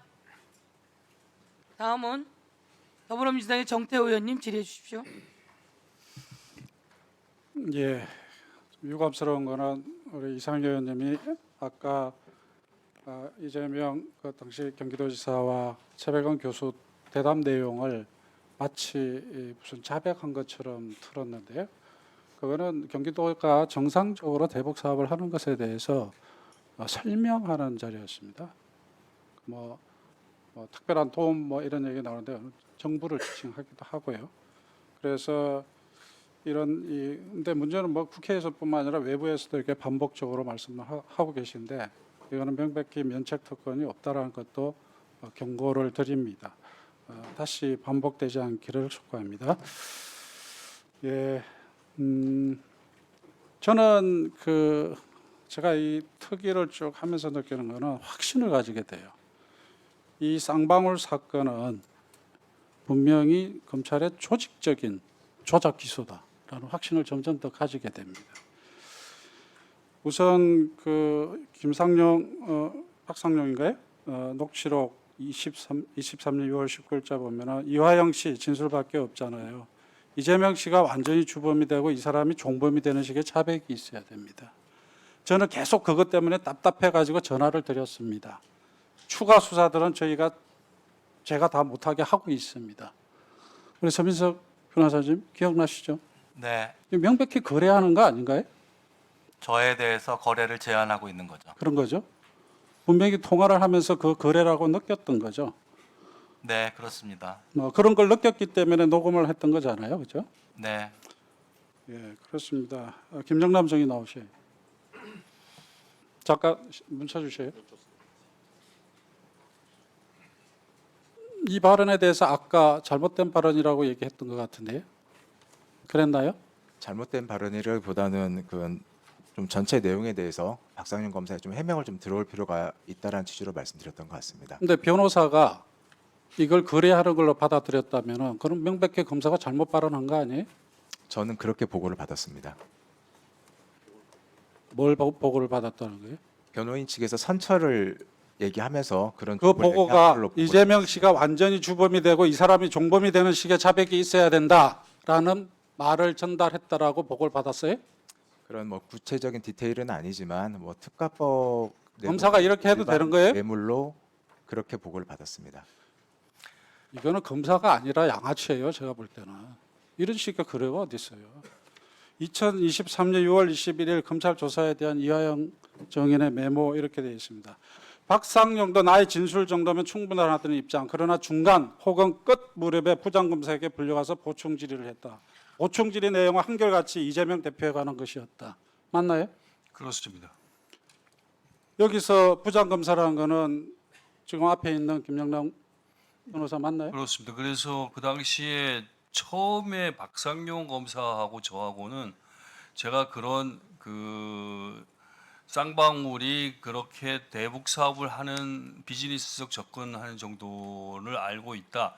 이런 정도만 진술하면은 아까 지금 서민석 변호사님하고 박상용 검사하고 얘기했었던 그런 부분에 대해서 거래가 되는 것이냐 이렇게 얘기했고 박상용 검사는 그렇다고 얘기해서 그렇게까지만 얘기를 했는데 박상용 검사가 그 다음 갔다 오면서 계속 안 된다 얘기하고 한 명분이 부장검사를 만나거나 윗선을 만나고 왔더니 그렇게 해서는 안 된다 그래서 점점 더 저에게 더 구체적인 진술을 요구하고 더 강한 허위 진술을 요구하게 되는 그런. 그러니까 박상용한테 얘기했던 게 이제 이하영 정의는 이 정도면 됐다고 생각했는데 안 되니까는 지금 부장검사가 불러가지고 또 질문까지 하고 그런 거잖아요. 그렇습니다. 그러니까 직접 개입해가지고 아까 뭐 서빈석 변호사님한테도 전화도 하고 그랬다 그러는데 직접 불러가지고 또 질의까지 한 거잖아요. 저한테 직접 와서 그 과정에서 제가 한번 저를 보좌해서 봤는데 그런 거에 대해서 구체적으로 얘기하지는 않았습니다. 그냥 힘든지 않느냐 뭐 이런 식으로 회의를 하면서 뭐 다 6월 30일 검찰 조사에 대한 이하영 정인의 메모. 박상용 이 상태로는 상부에 동의할 수가 없다고 한다. 이재명이 연결돼야 당신이 주범이 아닌 종범이 될 수 있다.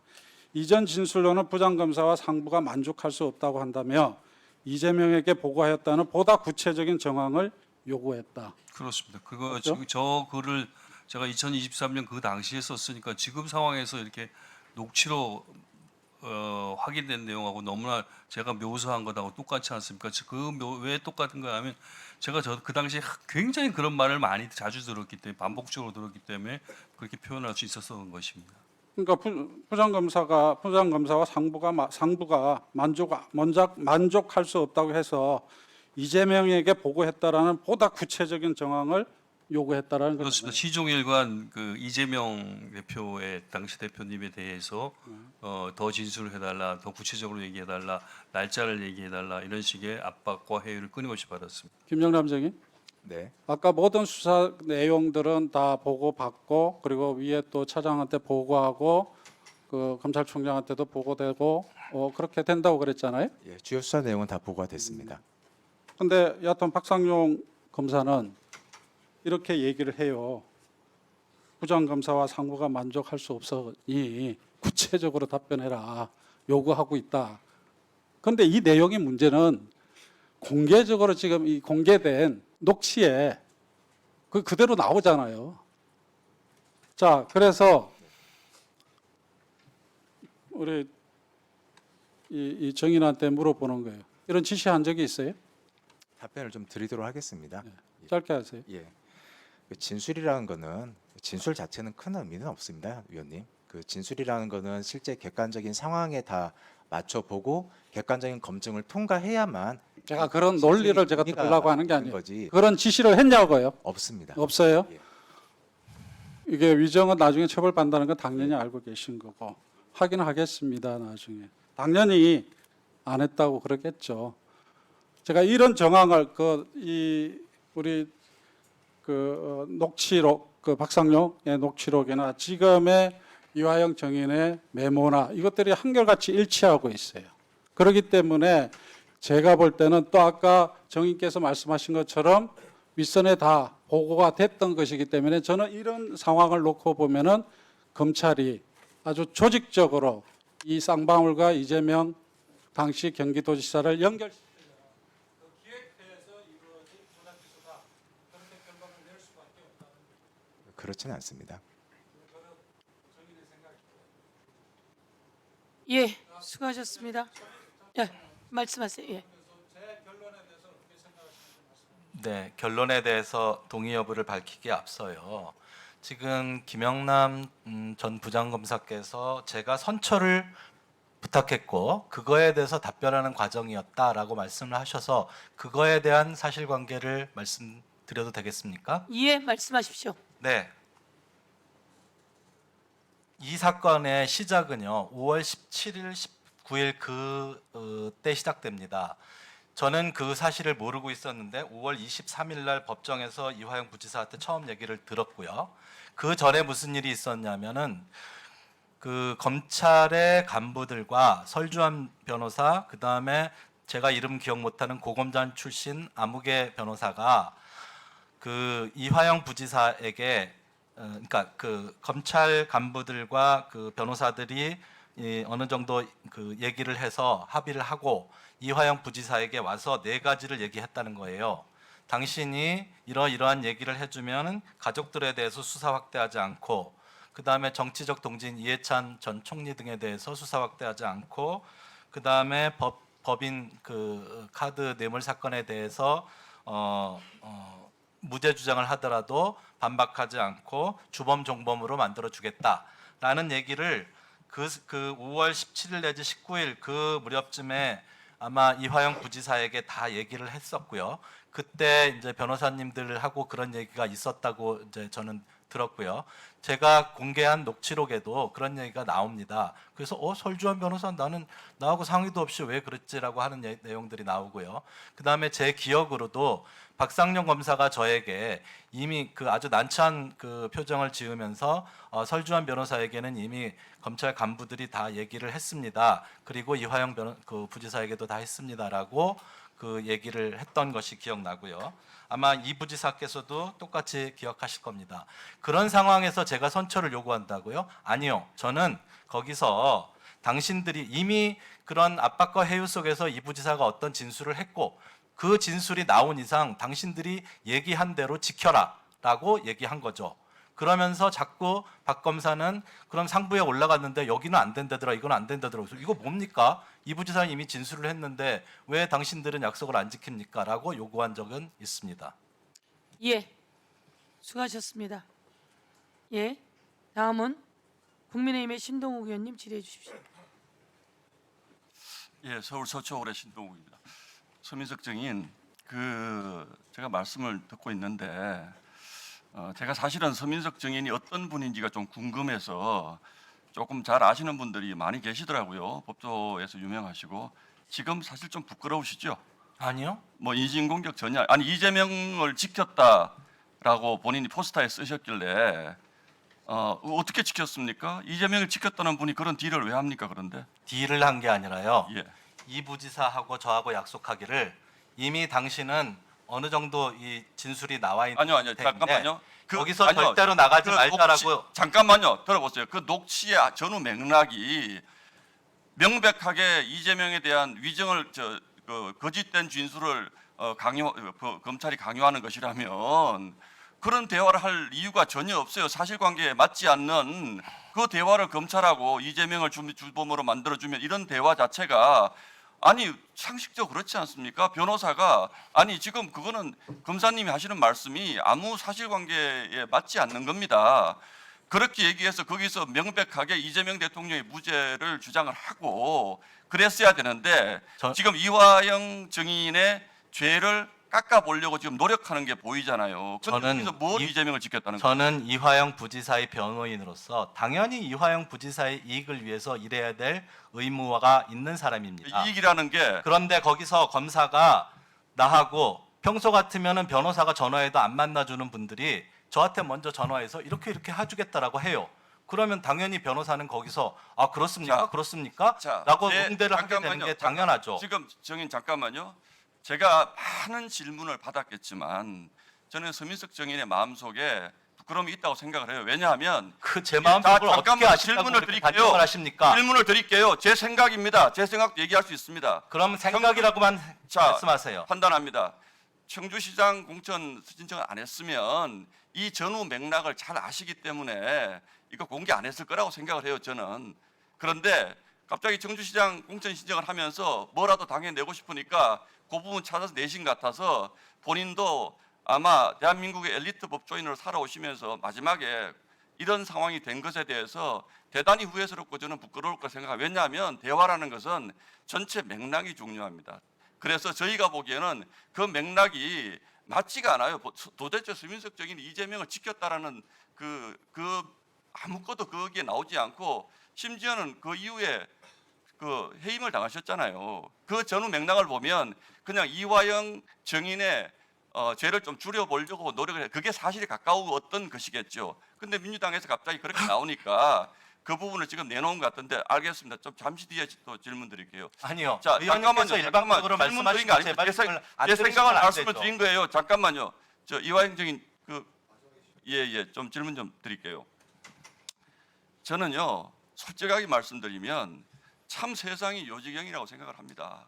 지금 여기 많은 사람들이 나와 있지만 마음속 가슴 깊숙이 경기도 부지사가 경기지사에게 아무 보고도 하지 않고 그런 일을 벌였을 거라고 상상하는 사람이 몇 분이나 있겠습니까? 저는 민주당 의원 제 생각입니다. 그런데 왜 제가 이 말씀 드리냐면 저 이화영 증인 너무너무 불쌍합니다. 다 지금 잘 나가시잖아요. 이재명 대표 도왔던 분들. 근데 경기부지사로 북한하고 평화사업 한번 해보겠다고 이 일을 하셨는데 혹시 이재명 대통령이나 민주당으로부터 혹시 고발 같은 거 당한 거 있습니까? 경기도로부터. 그 의원님이 잠깐 제 질문에 아니, 지금 제- 고발 당한 거 있습니까? 고발 당한 거요? 예. 그런 거 없습니다. 자 잠깐만요. 왜 여쭤보냐 하면 지금 이재명 대통령의 논리대로라면 이화영 증인은 본인이 쌍방울하고 둘이서 쌍방울하고만 알고 지사에게 보고도 하지 않고 이 어마어마한 대북 사업을 꾸민 거예요. 그래도 결과적으로 이게 이재명 지사한테는 엄청나게 큰 발목을 잡은 게 됐고. 그러니까 지금 잠깐만요. 들어보세요. 경기도 의원님이 말씀하신 그 전제가 틀렸다. 아니 잠깐만 들어보세요.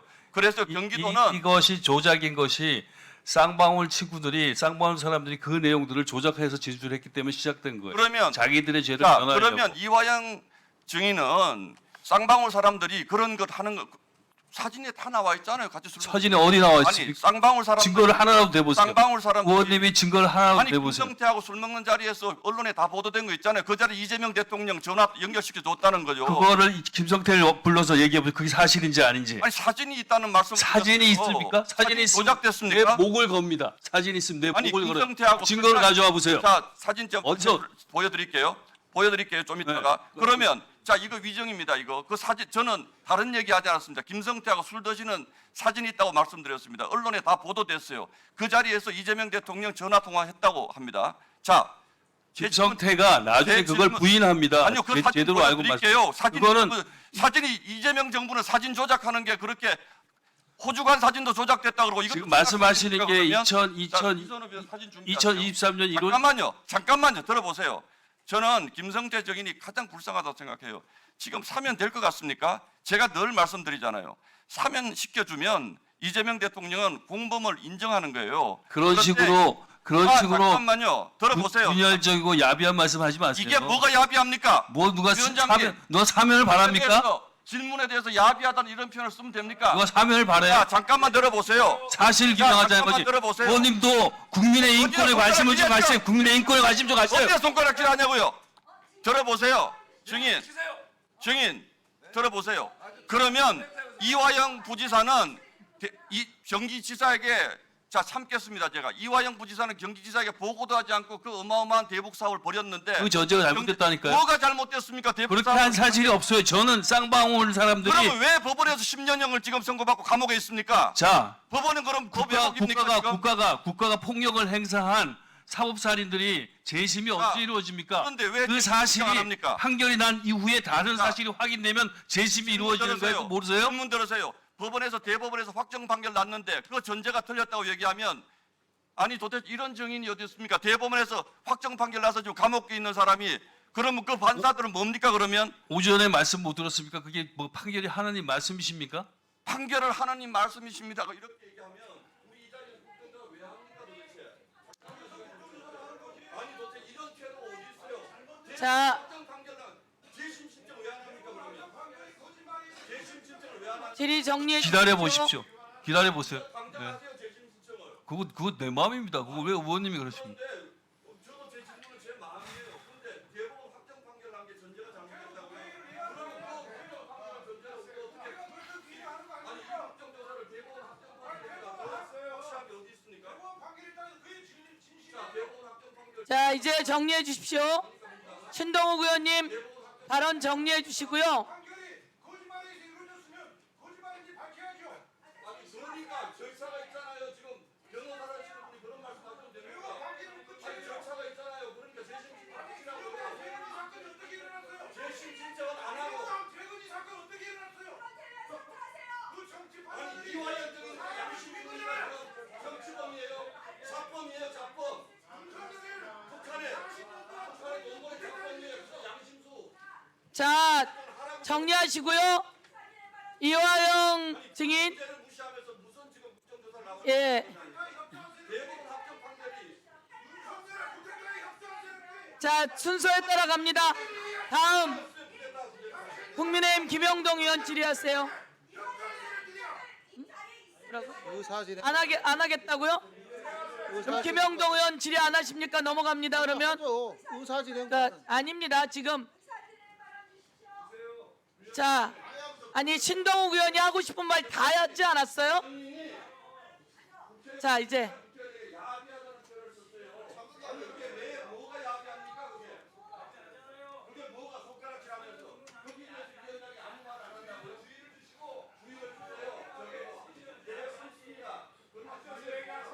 네, 참으셨으니까 이제 참으세요.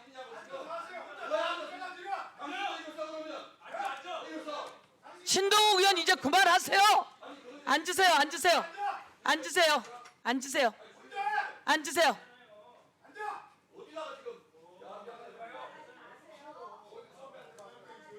자, 이제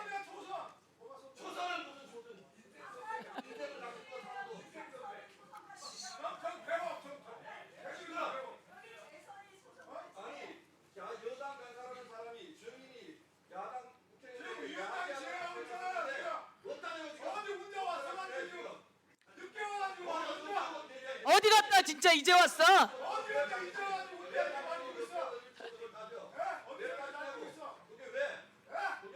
자, 네, 자 이제 그만. 아니 서로 다 똑같아요 지금.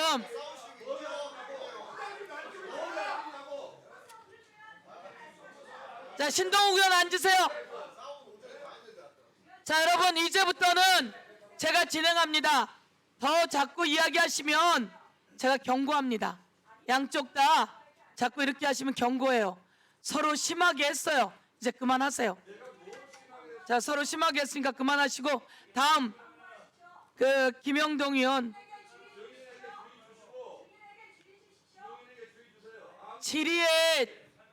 질의도 그렇고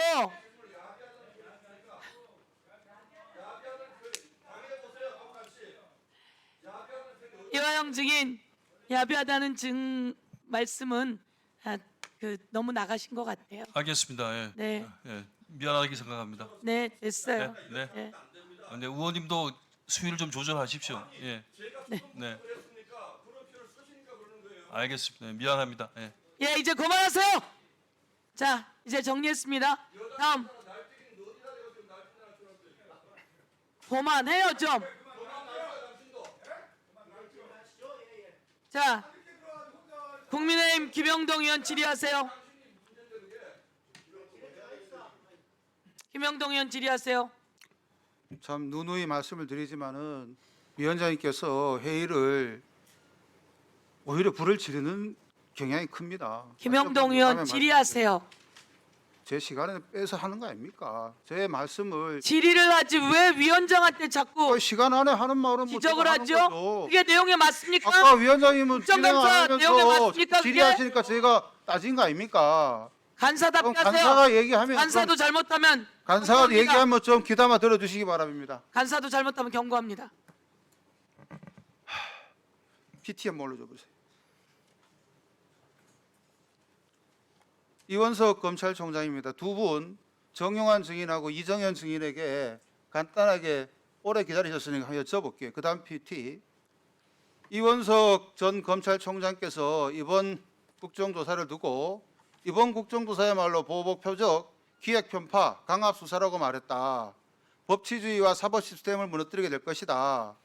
수년간 수십 수백 회에 걸쳐 법원의 증거조사와 판단이 이루어진 사실관계와 법리를 단 며칠 만에 송두리째 뒤집고 있다. 법원에서 인정된 증거는 배제되고 유죄 판결을 받은 피고인들의 일방적 주장과 편향된 일부 반대 증거만을 전면 내세워 국회가 단정적으로 조작 기소이자 무죄라고 판결을 내리기까지 했다. 그저께 성명을 냈습니다. 우리 수원고검 이정현 증인, 네, 이원석 총장의 성명에 대해서 동의하십니까? 안 하십니까? 저는 개인적으로 동의하지 않습니다. 않습니까? 예, 정용환 검사장께서는 어떻게 생각하십니까? 저도 동의하지 않습니다. 왜 그렇습니까? 국회가 정해진 절차에 따라서 됐습니다. 의결을 거쳐서 이루어진 취지는 알았습니다. 응해야 한다고 생각합니다. 그 다음 페이지 넘겨봐 주세요. 됐습니다. 모레 또 나오시니까. 서민석 변호사님께 여쭤보겠습니다. 저도 익히 함자를 들었었고요.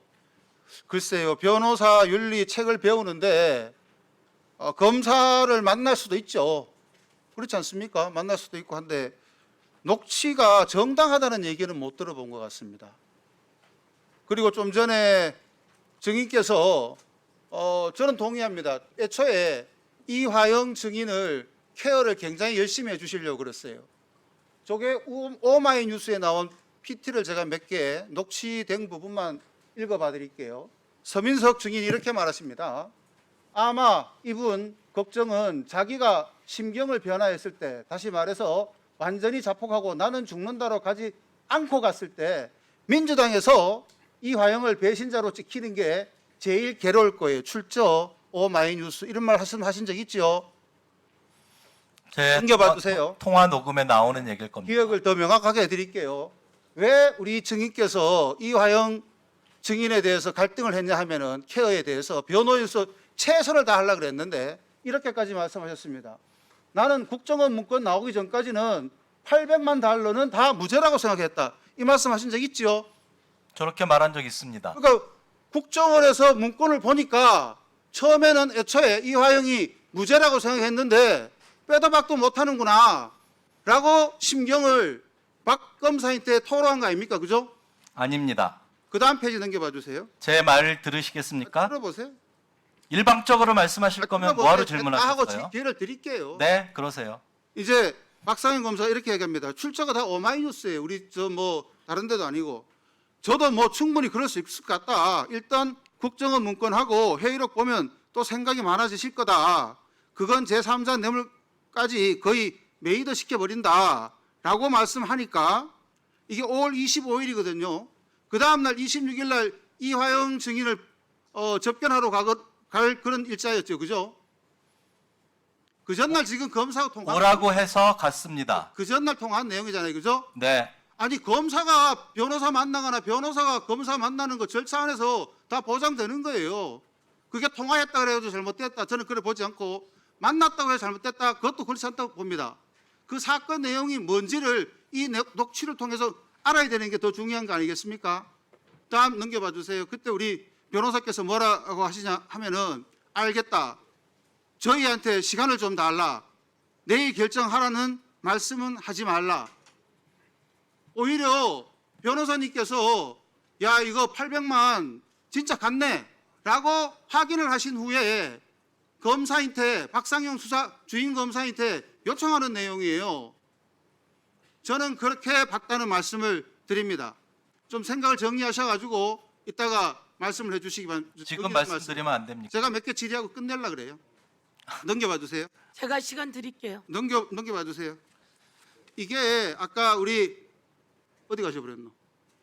신동우 의원이 말씀했던 양주 맥주 놓고 술 마시는 장면, 이때 과연 당시 이재명 지사한테 통화가 있었느냐 없었느냐 뭐 그 부분 아니겠습니까? 넘겨봐 주세요. 이렇게 잘 어울렸다는 거고, 두 분 검사장님께 말씀을 드리겠습니다. 이게 150페이지짜리 수원 고법에서 나온 판결문이에요. 그리고 대법원에 올라가서는 사실상 불속행 기각으로 대법관 4분이 여기에 참여를 하셨어요. 흔히 말하는 진보 대법관이라는 오경미 대법관도 들어가 계시거든요.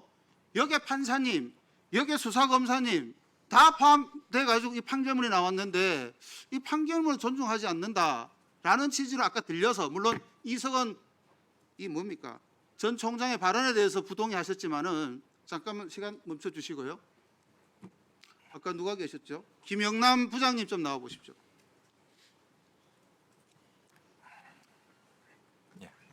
얼추 이 판결이 나올 때 수사관하고 검사하고 경찰하고 어느 정도 몇 명 정도가 투입됐습니까? 판결문 나올 때 말씀. 이 사건이 수사될 때 예. 정확한 규모는 생각나지 않는데 검사 한 5명 정도가 투입됐던 걸로 기억합니다. 수사관은 보통 검사 1명당 1명 내지 2명 예. 정도가 있습니다. 이 판결문이 나올 때까지 수많은 법조인, 수사관, 판사들까지 다 개입했는데 이 판결문 내용을 잠깐 보면은 그동안에 주장됐던 많은 내용들이 반박이 되고 있습니다. 한번 일독을 권해봅니다. 우리 특히 민주당 의원님들께 이런 것도 나와요. 북측놈들이 개수기를 놓고 돈을 세웠다는 그런 판결문 내용도 있습니다. 넘겨봐 주세요. 이거 연합파티 없었다라는 상세하게 교육 수준에 맞춰왔을 때 그런 일도 없고 교도관 창문 열려 있는데 어떻게 가능하냐? 판결은 조치되어 있습니다. 어떻게 봤어요? 그리고 우리 부지사가 이러한 역할, 대북 송금, 스마트팜 계획, 그다음에 지사의 방부 그런 것을 지휘하고 조정할 만한 지휘력이 있었다는 얘기입니다. 끝났습니다. 김영동 간사 규칙을 몰라요? 자, 정리해 주세요. 변호사님, 여기에 보면 이 판결문에 보면 왜 이 지사를 방북시켰는지에 대한 동기도 나와 있습니다. 맞지요? 네, 그렇습니다. 그다음에 중국에서 행사 때 경기도의 직원들이 같이 참석했다는 얘기가 나와 있죠? 예, 그렇게 알고 있습니다. 소상해서 판결문 입독을 민주당 의원님들께 권합니다. 대한민국 국민 기본 교육만 받으면 이 판결문 충분히 읽을 수 있고 이 사건 이런 것을 한다는 자체가 대한민국 국민들을 우습게 보는 일이라고 생각합니다. 예, 질의 맞춰 주십시오. 예, 수고하셨고요. 서민석 변호사님, 예, 서민석 증인, 예, 아까 하고자 하는 말씀, 예, 말씀하십시오. 자, 우선 뭐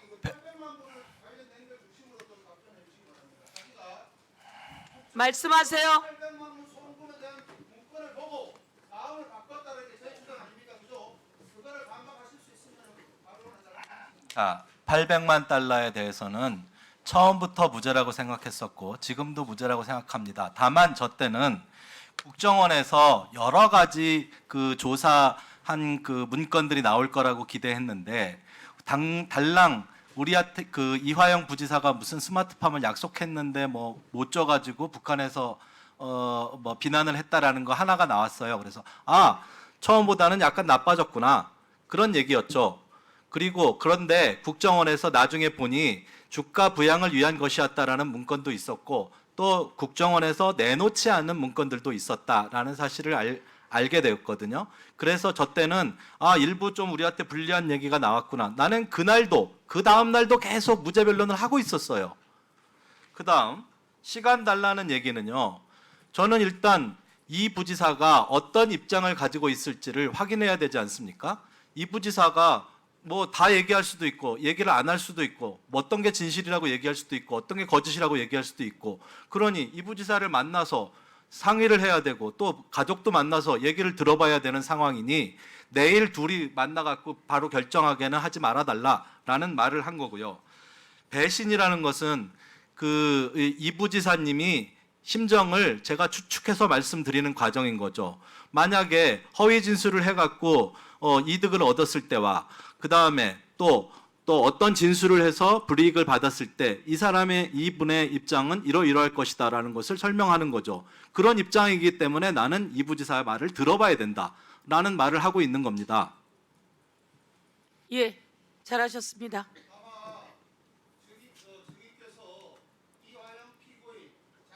그만하세요 이제. 5월 25일, 26일 어간에는 우리 증인을 위해서 정말 순수한 마음으로 변호를 했다 그러면 지금은 최근의 행보는 오히려 이화영 증인을 당시 의뢰인을 현재는 위험에 빠뜨리고 있다. 저는 그렇게 봅니다. 오늘 증언도 그렇게 쓰일 겁니다. 그리고 녹취록 전부 공개하세요.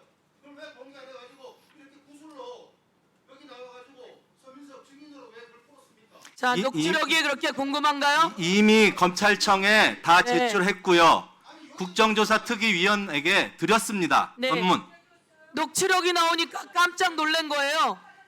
녹취록이 나오니까 깜짝 놀래고 화들짝 놀래고 녹취록이 나오니까 박상용 검사가 증인 선서를 거부하게 된 거죠. 녹취록이 나오니까 모두 다 깜짝 놀란 겁니다. 이 녹취록이 이제 모든 걸 증명하고 있는 거 아닙니까? 이재명을 주범으로 하고 이화영을 종범으로 하고 그렇게 되면 보석도 시켜주고 그리고 이런 것들을 다 해주겠다고 한 그게 나왔는데 왜 박상용이 그런 녹취록을 그런 전화를 하죠? 박상용 검사는 그렇게 녹취록을 통해서 거짓을 조작을 주도하고 있었고 이 내용은 윗선에 다 보고하고 있었던 겁니다. 그렇죠? 자, 여기서 지난번 기관 증인에서 국가정보원 이종석 정보원장의 보고에 의하면 쌍방울과 경기도의 연관성은 확인되지 못한 이창현 특별수사관이 주도했던 감찰 결과서는 수원지검에 공식 제출하지 않은 것으로 확인되었다. 그리고 리오남은 필리핀에 없었다. 리오남은 필리핀에 없었다라고 하는 국정원의 공식 발표가 있었던 거 기억하시죠? 예, 리오남은 필리핀에 없었다라고 하는 공식 국정원의 발표 이 부분을 다시 한번 말씀드립니다. 자, 다음 박성준 위원 질의해 주세요. 박성준 의원 질의해 주세요. 네. 들으시고 잠깐만 좀 조용히 해주세요. 제 질의 좀 하게. 나가세요. 이제 그만 시끄러워요.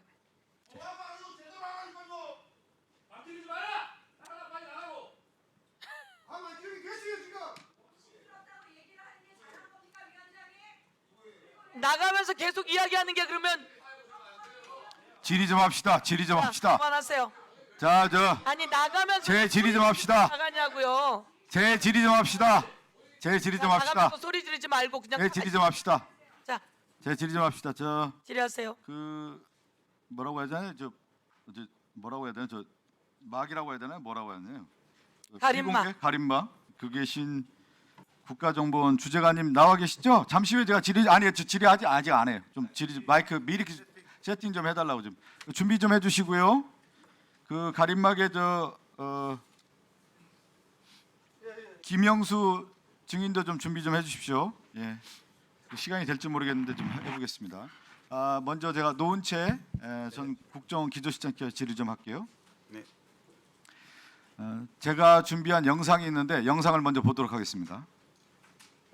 영상을 먼저 보도록 하죠.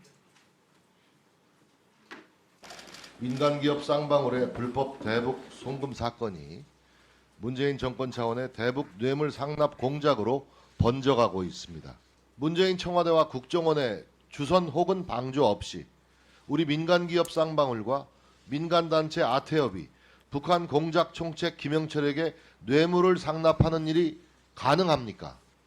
쌍방울이 2018년 말 2019년 1월에 건넨 돈이 2018년에 남북 정상회담 개최에 대한 대가로 사후 지급된 것은 아닙니까? 문재인 정권 차원의 대북 뇌물 상납 사건으로 번져가고 있는 이 스캔들을 검찰은 반드시 발본색원해야 합니다. 네, 노은채 전 기조실장님. 네. 그 정진석 국민의힘 비대위원장이 이 쌍방울 대북 송금 사건과 관련해서 문재인 정권 차원의 대북 뇌물 스캔들이다 이렇게 규정을 하고 있어요. 네. 혹시 이 뉴스는 들어보셨어요? 네, 그 당시에 들었던 것 같습니다. 그러니까 문재인 전 대통령이 이 비밀 접촉과 불법 뇌물 상납 어디까지 알고 있었냐 이렇게 질의를 하고 있는 겁니다. 정진석 비대위원장이.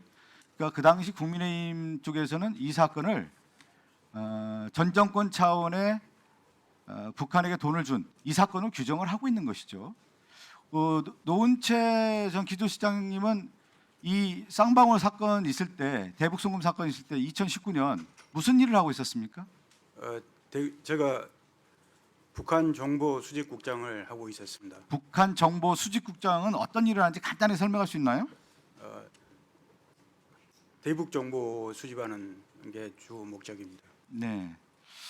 대북 정보를 이제 수집한다고 하니까 대북 정보에 대해서는 다 알고 있다 이렇게 전제해도 되겠습니까?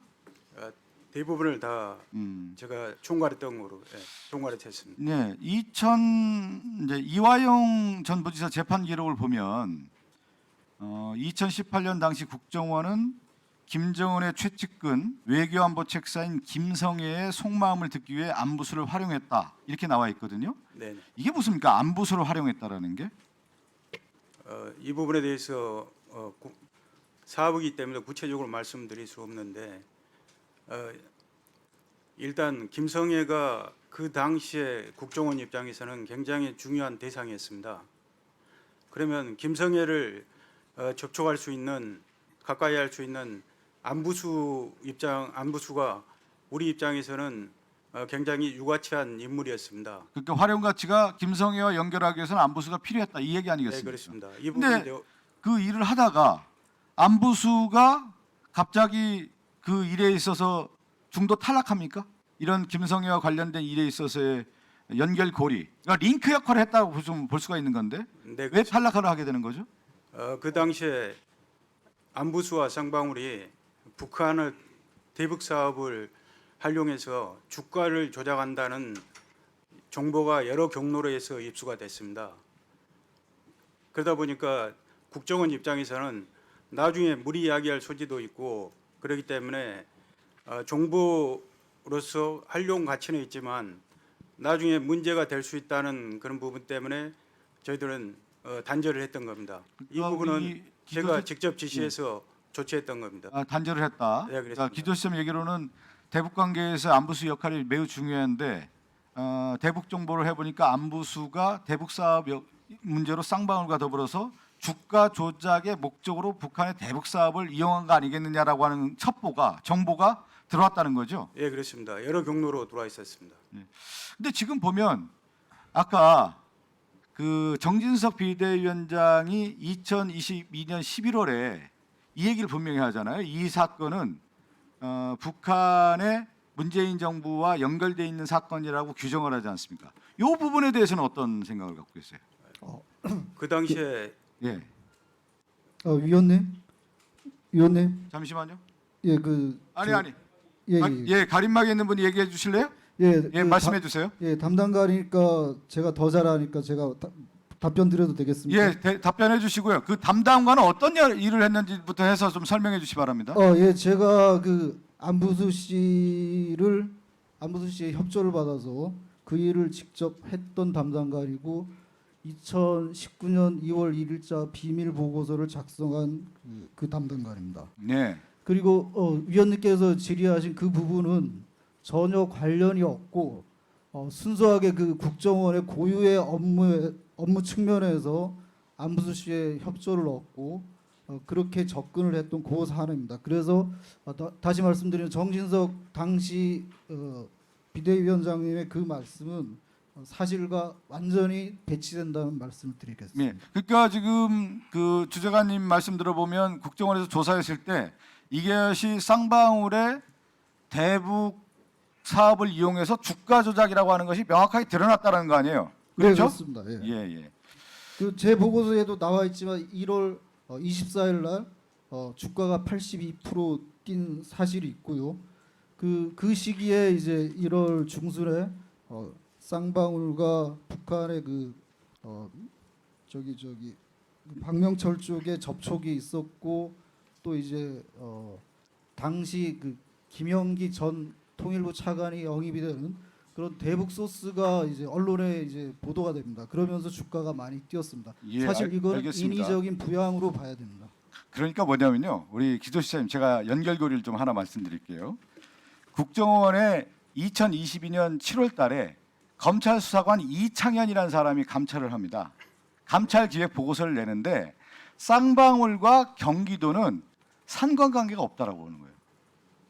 예? 대북 이 문제에 대해 상관관계가 없다라고 하는 부분을 명확하게 연관성을 확인하지 못했다는 보고서를 냈단 말이죠.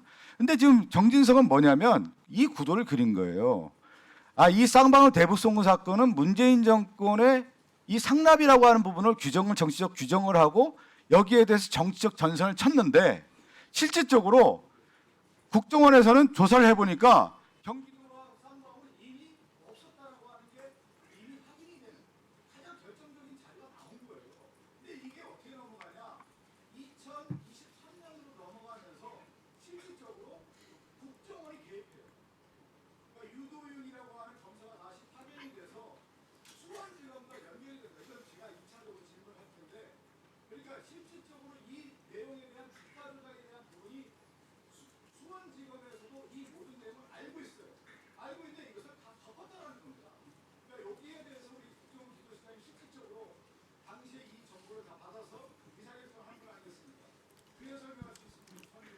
네네. 그 당시에는 3중 제재 사항이었습니다. 유엔의 대북 제재, 그리고 미국의 행정 조치, 그리고 오이사 조치가 있는 사항이었습니다. 이런 3중 제재 하에서 북한의 지원이나 송구하는 그런 부분들이 국정원 차원에서 굉장히 촘촘히 봤던 부분이고 미국과 국제사회에서도 이 부분을 주시하고 있는 사항이었습니다. 그러면 국가 차원에서도 북한에 지원하는 그 부분들이 굉장히 어려운 사항이었고 불가능한 사항이었는데 경기도 차원에서 송금을 대납을 한다고 하는 그런 부분들이 현실적으로 가능할지 이 부분에 대해서도 저희들은 거의 불가능하다고 봅니다. 그리고 이제 2022년과 2023년도에 쌍방울을 둘러싼 여러 가지 풍문이랄까 언론 보도 그리고 검찰의 수사에 대해서 저희 입장에서도 굉장히 좀 우려하는 입장이 컸습니다. 왜 그러냐 그러면 그때 정치권과 검찰에서 쌍방울 문제를 지금 정진석 비대위원장께서 말씀하셨지만 문재인 대통령과 과거의 국정원을 겨냥하는 그런 저희들의 기류를 저희도 기류가 있었습니다. 그런데 차츰 시간이 경과하면서 검찰의 수사 타겟이 어떻게 보면 문재인 전 대통령과 국정원에서 이재명 지사로 바뀌는 흐름이 있었습니다. 그때 저도 2022년과 3년도에 이런 부분에 대해서 예의주시하고 있었기 때문에 그때 그런 사항들이 기억이 납니다. 네.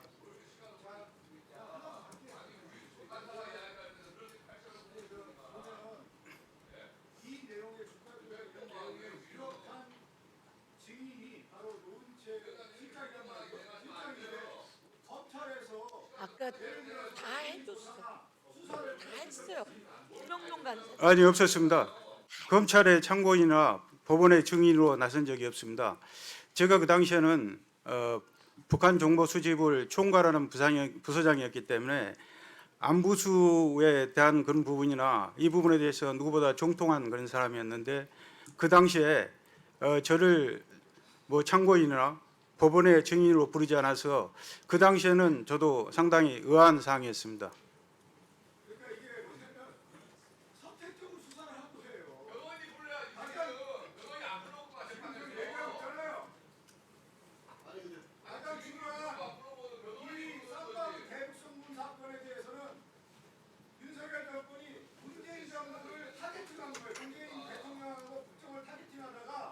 예, 이제 정리해 주십시오.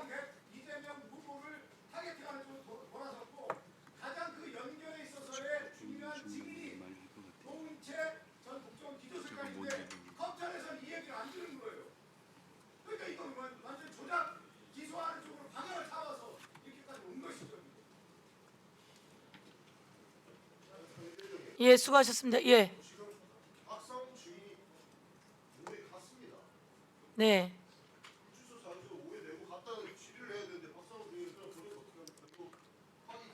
박사홍 중위는 어떻게 됐습니까? 박사홍 중위는 네.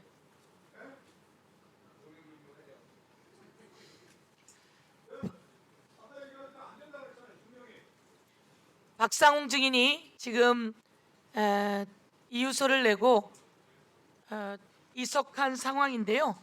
저희가 위원들께서 이석해서는 안 된다라고 이야기했습니다. 다시 박상홍 증인이 자리에 출석할 것을 요구하면서 이후 질의에 답변할 수 있게 출석을 준비해 주십시오. 행정실에서는 그렇게 준비해 주십시오. 그럼 이제 제가 질의하도록 하겠습니다.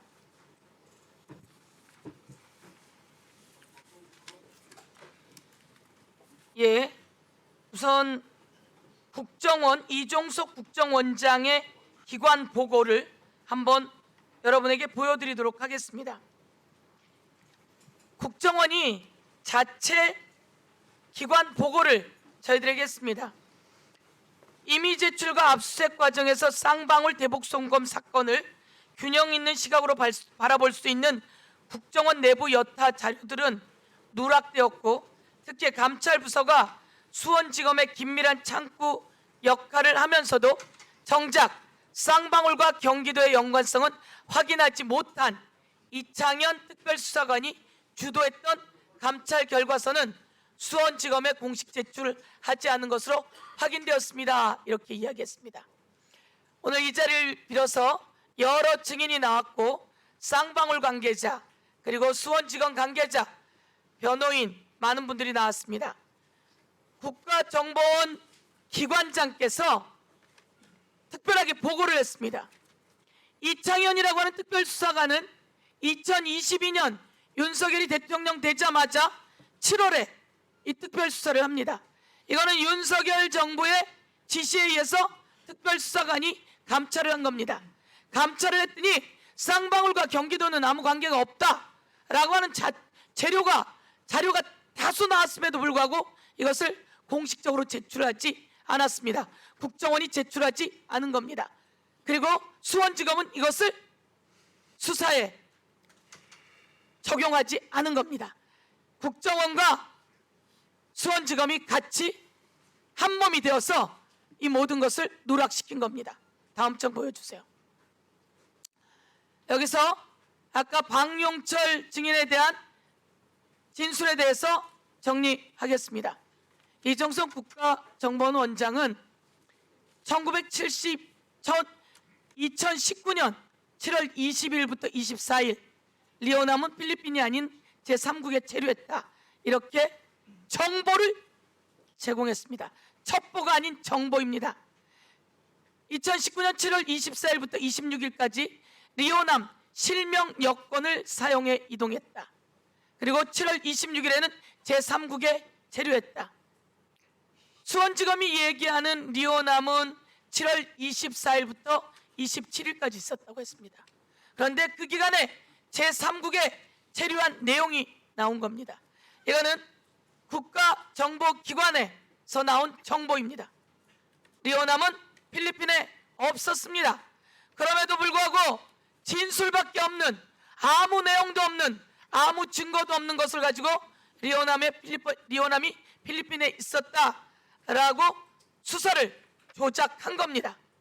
이 수사 조작에 대해서 오늘 국가정보원 원장의 기간 보고를 통해 국민께 알려드립니다. 다음. 그리고 스마트팜 이런 이야기를 했다고 하는데요. 경기도를 대신해서 북한에 송금했다고 주장한다면 황해도 지역 내에 스마트팜이 건설이 되어야 하는데 지금도 황해도 내에 스마트팜은 건설되어 있지 않다는 거 아닙니까? 이게 국정원장의 공식적인 정보 보고라는 걸 여러분께 알려드리면서 그동안 이 쌍방울의 주가 조작과 김성태의 여러 가지 문제점, 처음 시작은 변호사 대납으로 시작되었던 것이 별건을 가지고 와서 정적을 제거하기 위한 사냥으로 마무리되었다 이렇게 말씀드리면서 이것은 국정조사를 통해서 낱낱이 제자리로 가야 된다 이렇게 말씀드립니다. 오늘 중요한 이야기 하겠습니다. KH그룹 배상윤 회장이 국정조사 증인으로 나오게 되어 있습니다. 띄워주십시오. 배상윤 회장과 제가 나와야 된다라고 했더니 저희들에게 확인서를 보내왔습니다. 김성태 쌍방울 회장과 배상윤 KH그룹 회장 본인이 2019년 북한과 업무 협약을 맺은 것은 사업상의 목적이 있었으며 경기도와는 무관합니다. 이재명 경기도지사는 전혀 띄워주세요. 전혀 무관한 일이었다고 과거 SBS와 인터뷰한 내용은 모두 사실임을 재확인합니다. 라고 이렇게 팩스로 자료가 왔습니다. KH 배상윤 회장의 확인서, 이게 출석을 요구했더니 위원장실로 확인서가 왔고 이와 관련한 주민등록증 사진까지 붙여서 왔다는 말씀을 드립니다. 다시 한번 여러분 누누이 이야기하지 않았습니까? 쌍방울은 경기도와 아무 관계가 없습니다. 쌍방울이 사업상 목적으로 일하게 된 겁니다. 아까 김영남 부장검사가 이야기했듯이 쌍방울의 사업상 투자, 사업상으로 거기에 들어가게 된 거다. 이런 말을 다시 한번 KH 그룹 배상윤 회장의 확인서를 통해 확인합니다. 조경식 증인 잠깐 나와 주시고요. 봉지욱 참고인 질문하도록 하겠습니다. 봉지욱 참고인께서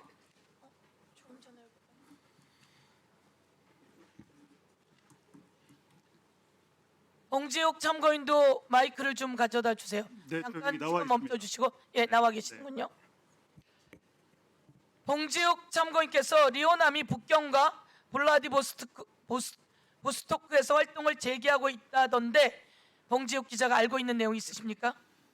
네, 지금 최근까지도 이제 리오남 참사라고 이제 부르는데요. 리오남 참사는 최근까지도 북경의 캠핑스키 호텔에서 이제 저희 지자체 관계자가 만났습니다. 지난달에 만났고 올 초 그리고 작년 말에도 저희 대북 사업가들을 계속해서 만나고 있고요. 예, 지금 제가 이제 그래서 물어봤습니다. 저를 만날 수 있는지 인터뷰 요청을 했는데 그것은 평양에 물어보고 답변을 해주겠다 이렇게 받았고, 그러니까 제가 세 군데서 취재원 3명으로부터 이제 크로스 체크를 했고요. 그 부분은 아마 통일부에 접촉 신고가 돼 있을 거기 때문에 그 부분 한번 보시면 되겠습니다. 그리고 제가 이제 그 말 전원이잖아요. 전원을 이제 확인하기 위해서 사진 자료를 받았는데요. 이게 올 초에 여기 좀 이게 확대가 될지 모르겠습니다.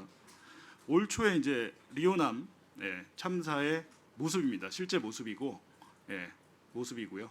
예.